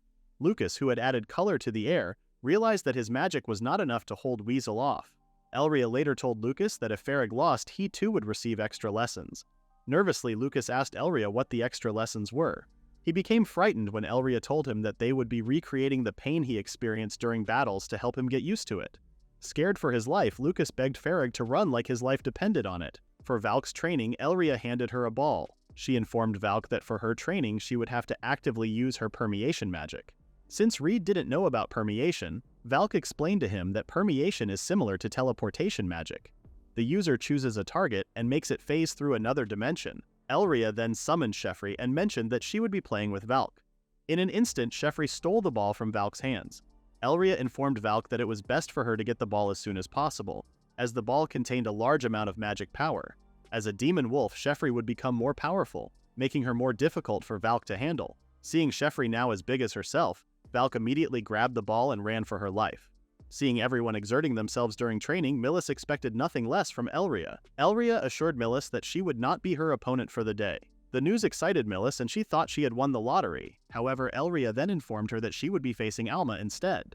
Millis immediately became disappointed and even questioned why everyone was so strong. Alma tried to cheer Millis up by telling her that she wouldn't beat her directly, her soldiers would. After assigning everyone their training regimen, both Alma and Elria lay down and relaxed. Meanwhile, Reid couldn't help but worry about the others. Elria reassured Reid that their friends would be fine, as she had reminded everyone, including Sheffrey, to hold back. Sitting beside the two girls, Reid immediately noticed thunderclouds forming above. Out of nowhere, a lightning strike nearly hit Alma and the others. Using her ability, Alma was able to block the attack. Recognizing the magic, Alma asked Totori why she was interrupting them. Calling Alma a lazy special rank mage, Totori clarified that she had only come to greet her. Introducing herself as the Thunder Princess of Legnia, she vowed to fight Alma on behalf of her students. Alma wasted no time and knocked Totori away by summoning a massive skeleton hand behind her. Totori cried out as she hadn't expected Alma to actually hit her.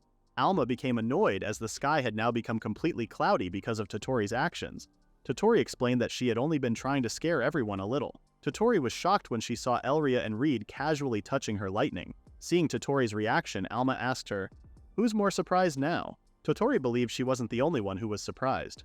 However, she fell silent after seeing the others busy with their own training. As a special rank mage herself, Totori couldn't believe what she was witnessing. Alma then asked Reid if he could blow the lightning away. With just a single punch, Reid reduced the lightning to dust. With her mouth wide open, Alma told Totori that those were the students she and Savad would be facing. After their exhausting training, Valk and Lucas apologized to everyone for not being able to prepare dinner. With Reid coming to the rescue, he reassured Valk and Lucas that they could leave the rest to him. Both Weasel and Millis immediately felt rejuvenated after eating the meat Reid cooked. With Farag unable to move a muscle, Reid informed him that his assignment was focused on mobility and tuning his magic power consumption. As someone who was serious and methodical, Reid was confident that Farag would be able to adjust and improve in time. Reid advises Farag that he should improve his accuracy before the comprehensive exam. Agreeing with Reid, Farag expressed how annoyed he is, seeing how Reid can easily do it but not him. Elria becomes concerned for Reid, as he has been grilling all day and has not eaten yet. To solve the problem, Elria offers to feed Reid herself. Thanking Elria, Reid eats the meat and is astonished at how delicious it is. The drunk Alma notices that Elria is using her own chopsticks to feed Reid, which she then points out means the two have made an indirect kiss. Though Reid told Alma that such a thing is nothing to be bothered about, Elria, on the other hand, has turned red from embarrassment. Since Alma could no longer control herself, Reid takes her liquor and empties it in one gulp. As Alma continues to tease the two, Elria also continues to feed Reid with the meat, even though she is quite embarrassed. Later that night, everyone was all gathered up near a campfire. What surprises the students is the unexpected visit from Totori. In exchange for giving her a delicious meal, Totori offers to tell everyone Legnia's ghost story. Millis becomes excited, as she has already heard of Legnia's ghost story, where people gather around at night and take turns telling a scary story. As the first one to tell a story, Totori successfully places fear onto Farag and Lucas. Hearing a rustling sound behind him, everyone becomes alarmed and wonders what it is. The drunk Alma immediately sobered up from fear and is now grabbing Reid's arm along with Elria. As soon as Farag sees a pair of eyes with horns, he feels as if his soul has left his body, believing that an Oni has shown itself. However, it is not the case. It is revealed that everything was a prank orchestrated by both Totori and Savad. Annoyed by the prank, Alma immediately runs her mouth, bad-mouthing Savad after not seeing each other for a long time. Because of the prank, Alma pointed out that they killed with just fear alone. Apologetic, Savad assumed that it was fine for him to reveal himself since Farag was able to detect him. Reid tries to calm Elria down, making her realize that it was all a prank. However, Elria is no longer listening to him and is too focused on the story. Seeing how the rumored sage is unable to handle a scary story, Totori offers to tell them a legend that had happened 1,000 years ago instead. Reid is surprised and becomes intrigued by the supposed legend story. Totori informs Reid and Elria that 1,000 years ago, calamity struck Legnia's capital and it nearly died as a country. The ruler of Legnia, Ukunanushi, came and parted the seas. Listening to the story, Reid is somewhat familiar with it and asks if the Ukunanushi is a girl named Mifuru with black hair and ears. After telling Reid that he is correct, Totori continues to share the legend, but is surprised when Reid shares more details about the calamity and about the being named Aragami, who was asked to defeat an 8-headed dragon and later returned. Reid reveals that the person who was called Aragami was none other than him. As everyone is left stunned by Reid's revelation, it is unbeknownst to them that Kristia has arrived and is very eager to meet Elria. Inside the carriage, Alma was having the taste of her consequences for drinking too much. Elria, on the other hand, was shocked when Reid fell asleep and was about to fall onto her. Totori then suggests to Elria that she give Reid a lap pillow. Long ago, before Reid became the hero of Altyne, He once suffered a terrible fever and collapsed in the woods. When asked why he was in the woods, Reid responded that he was practicing and holding an axe. Accepting his fate that he would not become a useful soldier, Reid wished that he could at least chop trees and be helpful for his father. Even after 1,000 years had passed, Reid still remembered the few times when his family smiled. However, terrible circumstances kept on coming for Reid's family, depleting them financially and mentally. Wanting to save his mother, Reid hopped on a carriage that is owned by slave traders. For Reid, becoming a slave was a salvation for him. While trying to run away, Reid encounters a mysterious person asking him why he is all alone. After asking the man to not tell the villagers about him running away, Reid stated that he only wished to help his parents and believes that by becoming a slave it would allow him to do so. The mysterious person then asked Reid to choose, whether it's hero or sage. The man could see that Reid is a clever young man, understanding how powerless he is, and even finding his very own solution despite being powerless. Choosing to help out his parents by becoming a slave and earning the money to give to them, the man tells Reid that he soon will be showered in praise by those around him and would soon call Reid a sage. When asked what he would do if his wishes came true, Reid responded that he wanted to be the strongest hero. Reid hated the fact that he was just a burden for his parents, and did not even have the body to help his own father. The man warns Reid that being a hero will lead to a painful path as everyone will fear his power. Thus, the man pointed out that being weak was much better. The man shared how he once knew someone who sought out power, and once they achieved it, they ended up facing the sad reality that they are all alone. After mentioning how everyone has pointed out the subject of his story as evil, Reid asks the man if he wanted to apologize to the person he is talking about. As someone who's weak, Reid admits that he does not know how a strong person feels, but once he becomes stronger, Reid wants to understand how those people feel, and even wants to build a friendship with them. Reid's answer surprised the man, and he advises Reid not to ride on the carriage, suggesting that he become a hero. Confused, Reid responded that he does not know how to become one. The man reassures Reid that as long as he trains every day without fail, he would definitely become a hero.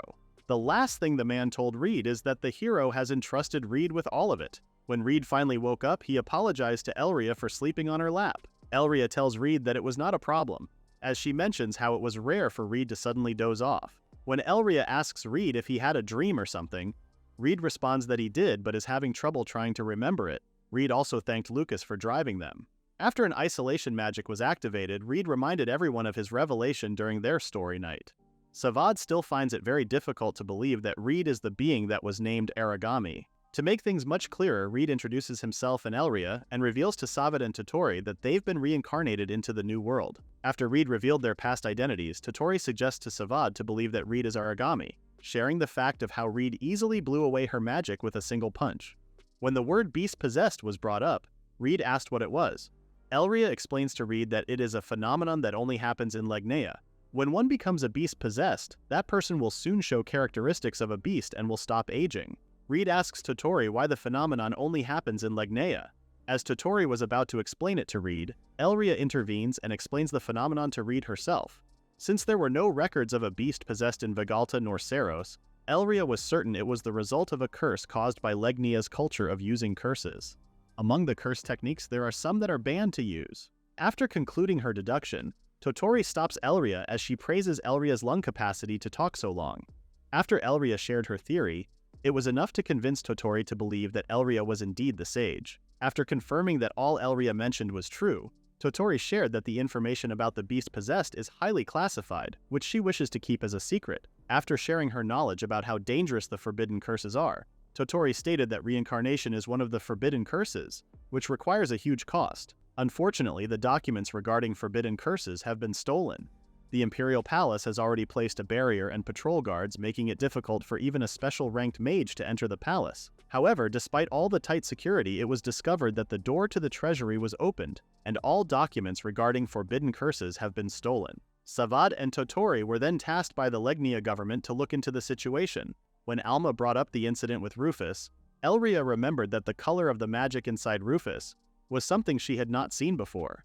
If the magic that was inside Rufus's body before was slowly taking her power, Elria then believes that the magic was a forbidden curse. After reading the report about Rufus's incident, it leads Totori to believe that the blonde elf and the perpetrator are likely the same person.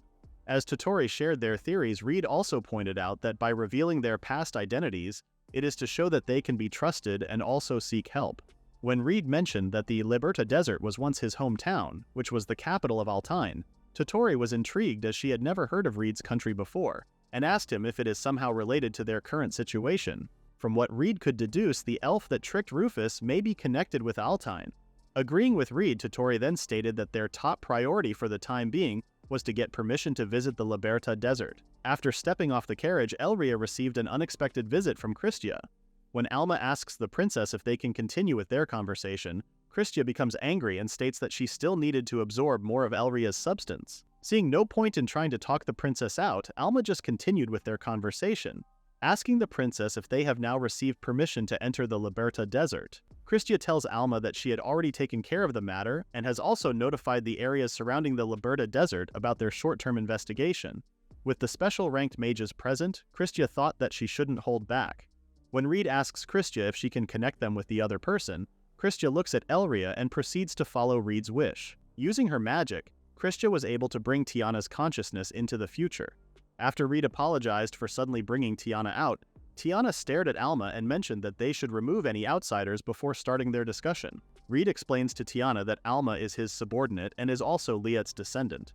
After knowing Alma's connection, Tiana then introduces herself and reveals her identity. Alma becomes excited as she never thought that she would meet a very important person. Receiving praise from Tiana for carrying the responsibility of a special ranked mage, Alma couldn't hide her excitement and nervousness. When Tiana asks for the reason why she was brought out, Reid asks her about the events that happened after his and Elria's death, and how Altaïn got destroyed. Liet, who's the hero's adjutant and flag-bearer, went back to the capital with the news regarding Reid's death and memento. Upon hearing the news, the Emperor of Altaïn uttered intolerable words toward their own hero. This action triggered deep anger within Liet and thus started a coup. With the Vegalta army backing Liet's revolt, the capital then fell in less than a couple of years.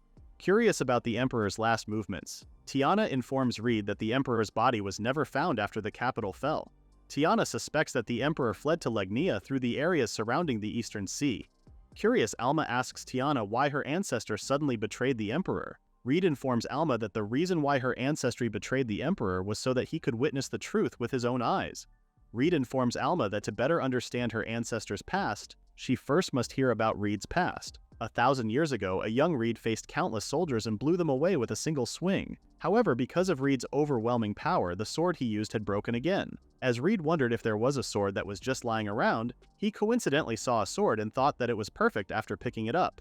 When Reid was starting out as a mercenary, he wandered from one battlefield to another. After subjugating the armored dragon, people started calling him Hero. After having his name be spread out, the Emperor of Altaïn decided to summon Reid to give him a court rank. Arriving at the capital, Reid was amazed at how magnificent the capital was. While being guided, Reid was told to lower his head since Crown Prince Vidios was coming towards them.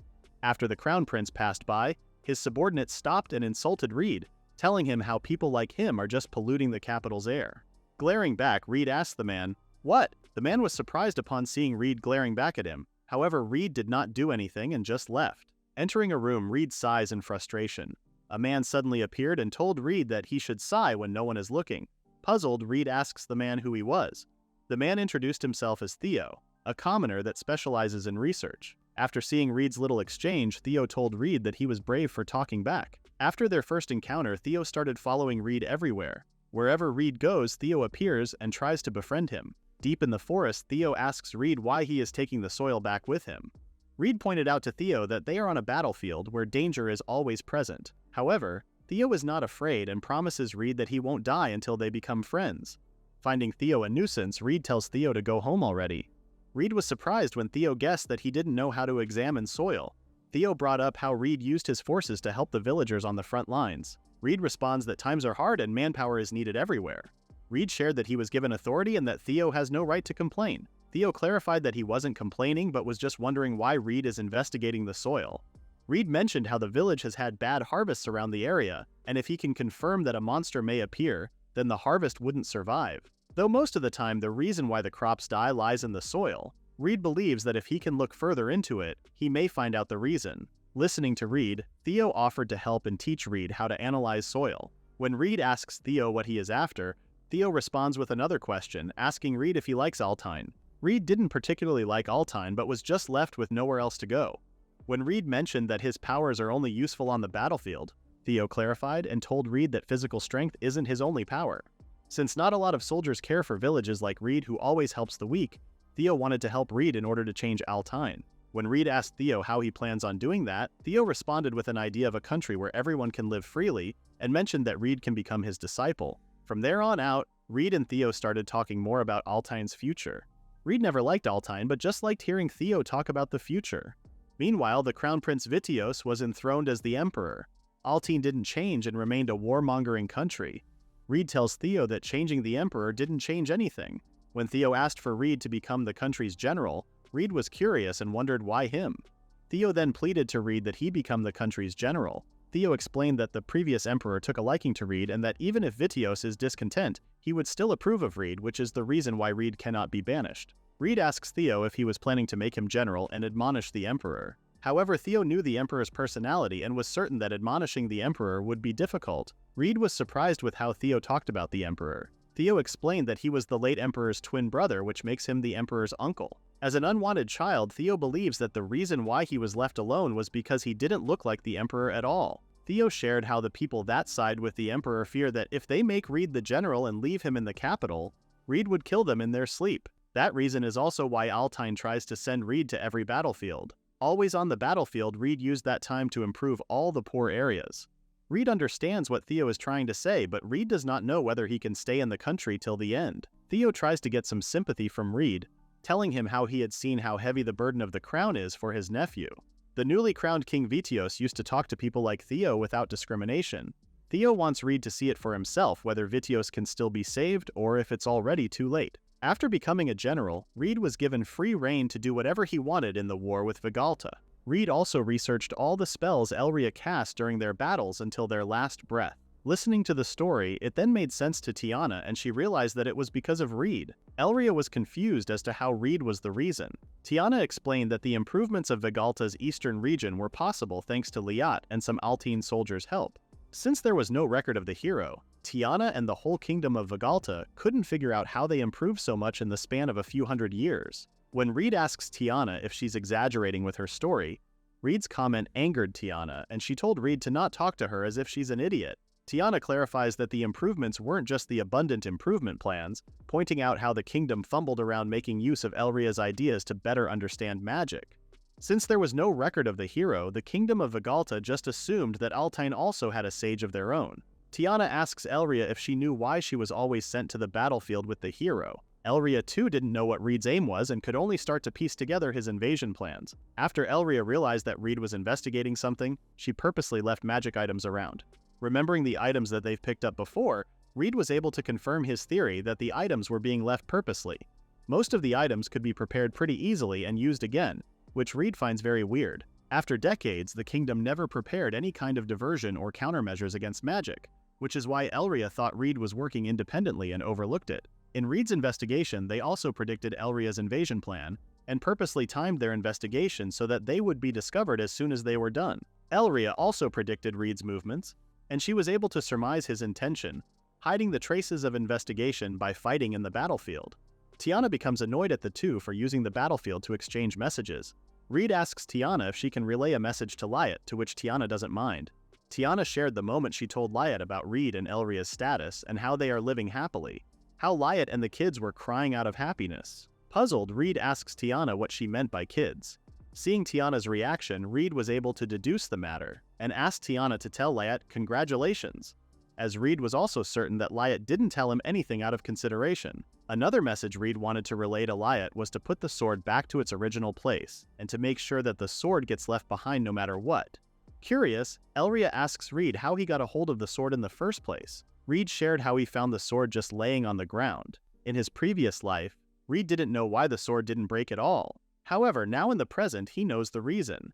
The sword fits Reid's mana, which is why Reid wanted for the sword to be left alone so he could confirm it. Promising Reid that she would inform Liat, Tiana then approaches Elria, wanting to ask something of her. Before Kristia's consciousness returns, Tiana asks to pat Elria's head. Elria looked extremely unwilling at first, but eventually agreed to have her head patted. To Alma's surprise, Tiana also wanted to pat her head. Confused, Alma asked for the reason. Tiana explained that since Alma is a descendant of the House of Kainos, Alma never stopped believing in the hero, which is why Tiana asks for Alma to always support the hero, and then revealed that it was Liat's request and wishes. Saluting, Alma vowed to uphold Liat's wishes. After patting Alma, Tiana tells Reid that she will be leaving Elria in his hands. However, when Reid responded that he would always take care of Elria, it angered Tiana, and she asked for Reid to stop treating her master like some kind of pet. Seeing how Reid didn't change after 1,000 years, Tiana shared that when Reid rushed over before, she felt really happy. Reid stayed true to his feelings even when his life was on the line. Tiana and her family pray that Reid's dreams may come true. When Christia's consciousness finally returned, she started bawling and told Elria that she still hadn't had enough. Unfortunately for Christia, she was stopped by her butler, who reminded her that Reid and the others still have lots of official business to take care of. Alma suggests that they meet up with Totori and Savad, as she is certain that the two are now waiting by the Liberta Desert. Reid asks Alma's opinion after hearing Tiana's story, and if she can estimate when Altain was erased from history. Alma believes that Altain slowly vanished right after the reconstruction in the East was completed. Accounting for the time when the people of the area eventually forgot Altain, Alma estimates around 100 years. Alma shared how they found Reid's memorandum, which helped them in restoring the East area within 100 years. Elria believes that the one who altered history had to be someone from the time. Reid guessed that the people who still remembered Altan from the time before may have done something about the records of the hero. Reid points out how it was already a miracle that both the hero and sage lived in the same time period, and the fact that they've lived again after 1,000 years may surely have impacted history. Reid pointed out how Lanyea's Arami legend didn't feel too far off from reality. Reid was certain that the non-human who came in contact with it was the elf's folklore. The stories were traces left behind by those who felt out of place that Altain never existed. Reid guesses that the people who altered the stories may have also anticipated their reincarnation. In order to not miss any signs, Reid thought that an observer was assigned. Reid was certain that the only beings that can be assigned are the ones that have a long lifespan or someone who can pass down their memories. Elria asked Reid what he would do to the person who altered history if they were ever to find him. With history changed, it led to Valk and Lucas being greatly injured by the armored dragon, and Rufus having her lifespan reduced. Elria states that she will not forgive anyone who hurts others just to change history. Reid tells Elria that after being reincarnated for 1,000 years into a peaceful future, he could only think of sharing the view with her. Confused, Elria asks Reid if he thinks that the person is not a bad person. Reid reassures Elria that if the culprit is indeed bad, then he wouldn't hesitate. Stretching out his hand, Reid tells Elria that in order to unveil the truth, they would have to go to the Liberta Desert. Arriving at the Liberta Desert, Totori asks Reid if he was certain that the vast desert was once his hometown, since she finds it hard to believe that there was a country there before. Reid responded that he was certain that the place they are now stepping on was once the capital of Altain. Amongst all the East region places, the place where Altain was once present had the most stable mana. Although the landscape has changed, Reid believes that the place would change so much. Savad reports that the mage who often patrols at the place saw a humanoid shadow moving near the deepest part of the building. Observing the area, Reid was certain that the place Savad was talking about was the central tower, and the building beneath is the castle. Looking down below, Reid guessed that their exploration won't be as easy as they thought, as huge monsters started to crawl up to the walls. Totori reassures Reid that they would take care of it, sharing how they also received a quest to hunt some monsters. Offering to clear a path, Totori asks for everyone to just sit and wait. As Totori leaped forward, covering her body with electricity, she then casted her spell Nue Kagura. The attack was so powerful that it defeated multiple large monsters in an instant. Totori laughs as she is now getting excited after defeating multiple monsters. Despite luring a much larger monster, which was now in front of her, Totori did not show any fear and continued to hack through the large monsters. Elria was starstruck, commenting how Totori's is quite amazing even though it's different from Vigalta's magic. Alma, on the other hand, admitted that her magic won't be able to blow off heads like Totori's. Reid pointed out that Alma's Death Brigade is effective against everything, which makes it pretty convenient. Alma was grateful for Reid's compliment. However, she still can't get out of Reid and Elria's shadows. After hearing news how Reid and Elria defeated 4 guardian dragons at the same time using a single magic, and grabbing their magic barehanded, Savad asks the two if those information were true. Elria responded nonchalantly, and told Savad that what he just mentioned may be true.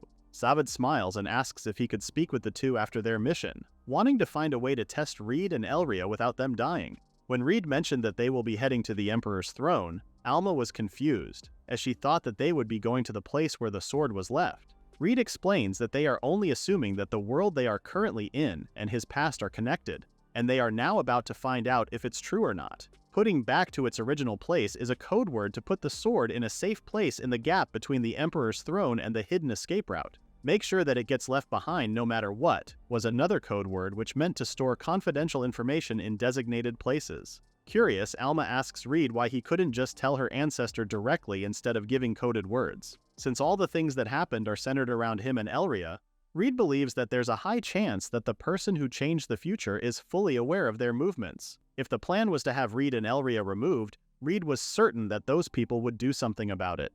If the people who orchestrated the changes in the future erased what Alma's ancestors left behind, Alma believes that they would have less information than them. Arriving at some ruins, Elria was shocked seeing the terrible state of the place. With the castle and buildings built 1,000 years ago, Reid mentions that such structures just can't easily come and go. Seeing how the place has so much sand, Alma believes that the inside would not be safe for them to enter. However, Reid was certain that at least the central facility is safe, assuming that there are no monsters. Totori then mentioned that it was Sabad's turn to show off. Reid also asked Elria to not use any big magic, reassuring everyone that the whole place collapsing is something they no longer need to worry about.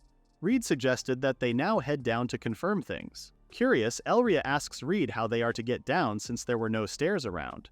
Reid explained that in Altine before they had something called machinery, which uses electricity as power to make things move. Reid reveals that the castle has an accessible elevator that they can use to go up and down. Elria becomes interested in the technology of Altine, while Alma finds it weird seeing moving things without the use of magic. After checking the ground, Reid chose a spot and stomped on it, creating a huge hole.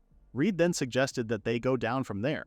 Both Alma and Elria stared at Reid as they couldn't believe how Reid easily destroyed things in his path, even though he just warned Elria to not use big magic. Reid explains that there was no other way for them to enter since there's no longer any electricity and everywhere else is buried in sand. Sabad laughs as he thanks Reid's action for allowing him to confirm that the place is hollow inside despite the long drop they would go to. Upon seeing much closer, more monsters were now crawling towards them. Reid's plan was to open up a path with Sabad, and asks Sabad if he is able to do it since it also meant that they would be going straight into the middle of a monster horde. Nervous, Sabad guessed that Reid's plan is the type where someone usually dies. However, confident in his ability, Sabad believes that he can do it. Despite Reid being the person in their legend stories, Sabad decides to take the lead as he still can't let a student take the lead. Jumping into the hole full of monsters, Sabad decides to take out 10 monsters first. Arriving at the bottom floor, Reid followed not long after and was surprised to see how the nest was much bigger than he expected. With a huge snake in front of them, Reid guessed that clearing the place would take longer than expected, and suggested that they have a chat while defeating the monsters. Intrigued, Sabad asks Reid if he has any topics in mind.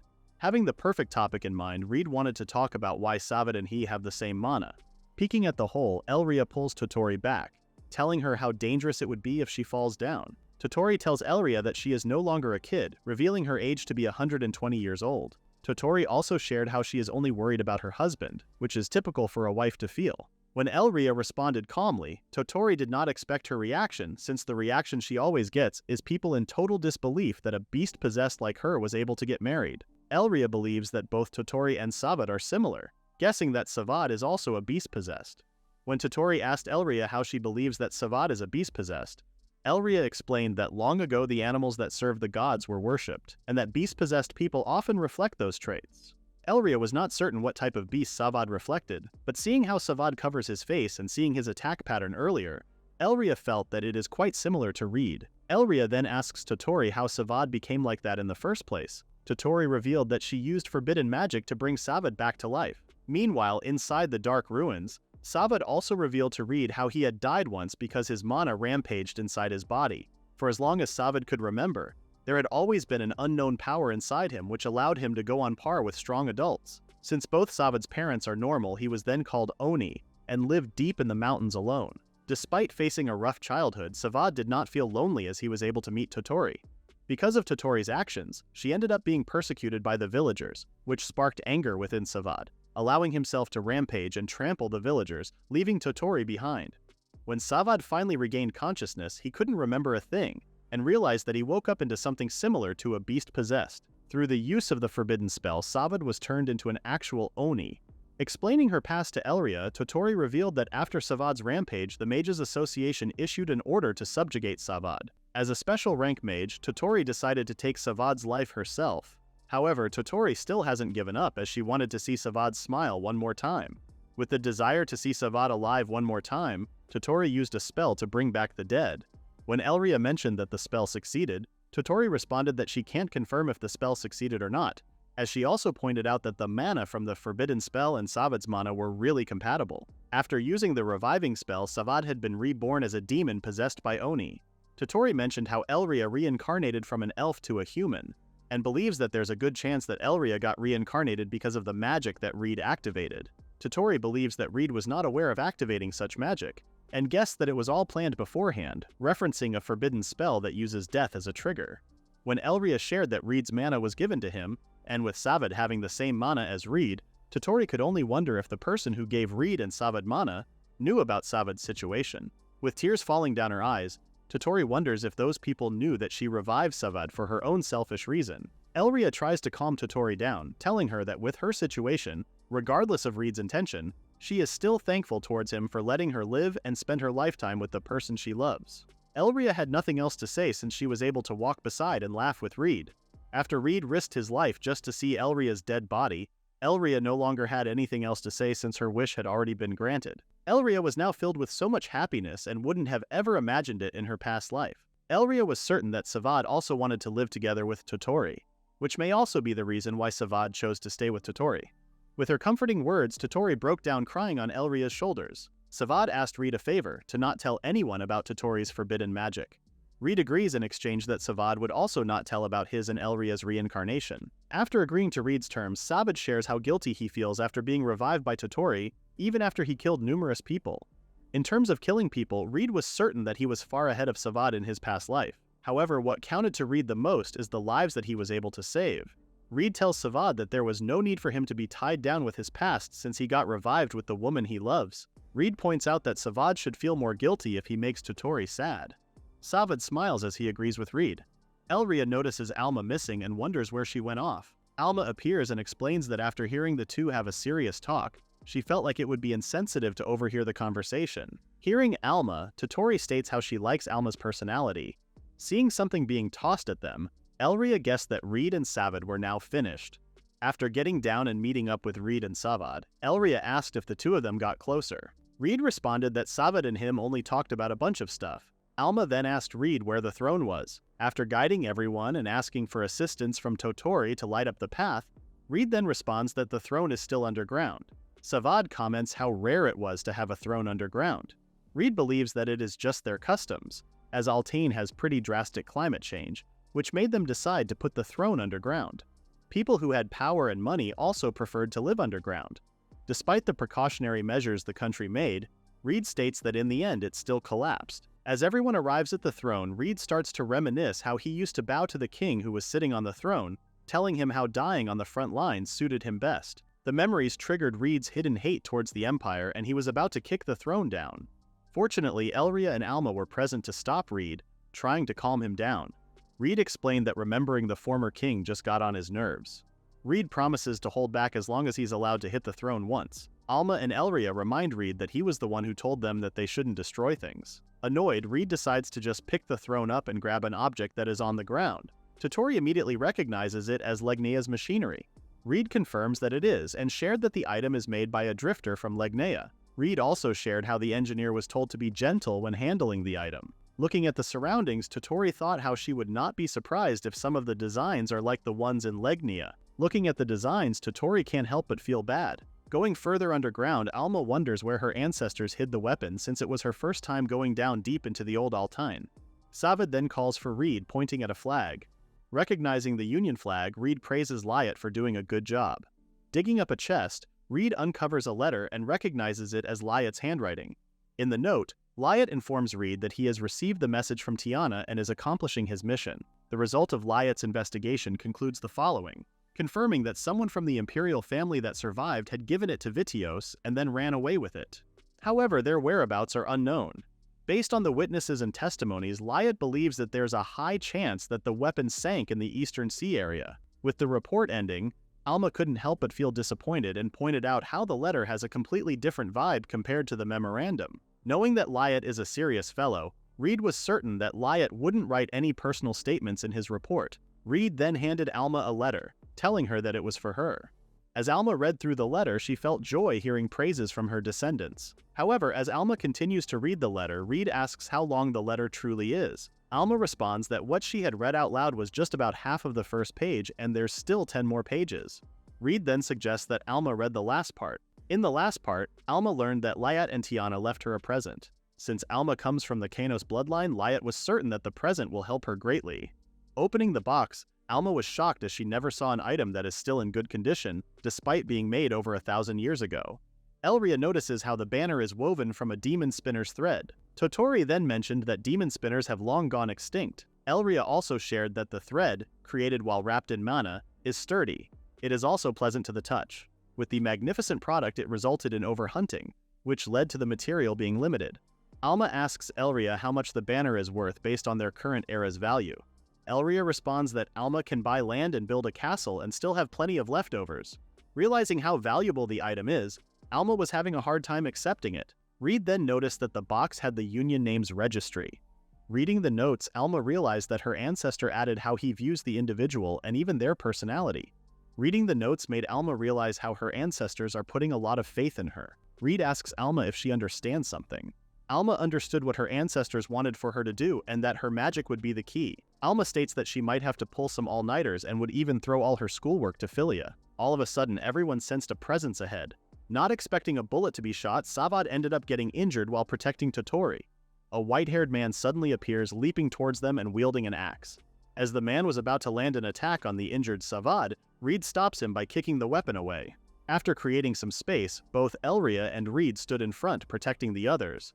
The man then stood up and told Reid and the others how he won't stand and see grave robbers stealing from his ruined homeland, calling the humans in the current age despicable. Believing the man to be the person that was sighted in the desert, he was asked about his identity. After telling Reid and the others that he is the hero, the man then orders his men to finish Reid and the others off. Recognizing the military weapons, Reid warns everyone to not try and defend, but instead dodge the attack. Reid also ordered Elria for strengthening. As the white-haired hero ordered for an attack, Reid, along with everyone else, just hid behind the rocks. Curious, Alma asked what the weapons were. Reid revealed that the weapons are called guns and that they were used 1,000 years ago by the military. The attack can easily be defended with magic, as the most it could do is to keep them in place. However, Reid points out that the main problem was the bullets themselves. The bullet is made from the armored dragons. The bullets were weapons that never existed before. With the bullets able to neutralize magic, Alma admits that both she and Totori may not be that useful right now. Reid then informs Totori and Savad that they are retreating and that Elria and he will cover the rear. Savad asks for Reid to wait, offering to handle the matter himself. Reid asks for Savad to stop, telling him that going out there would mean suicide. Savad reassured Reid that he is fine, and wished for Reid to chase the white-haired hero. Totori believes that the man may have used a forbidden spell, since they could smell blood, and sensed a wicked feeling from the throne the moment the man appeared. Reid asks what would happen if one uses a forbidden spell. All the forbidden spells that were used in Legnia failed, and beings created for the spell are called Calamity, and for that reason alone is why Savad wishes for Reid to handle the situation himself. Reid finally agrees with Savad's plan, and makes him promise to not die on him. Savad promises that he won't, and that he would always stay by Totori's side no matter what. One of the soldiers saw Savad standing in front of them. With the soldiers shooting all of their ammo, Savad took all of it whilst turning himself into a true demon. One by one, Savad ripped through the soldiers. When Reid and Elria finally caught up to the white-haired hero, they were shocked to see the man killing his own men.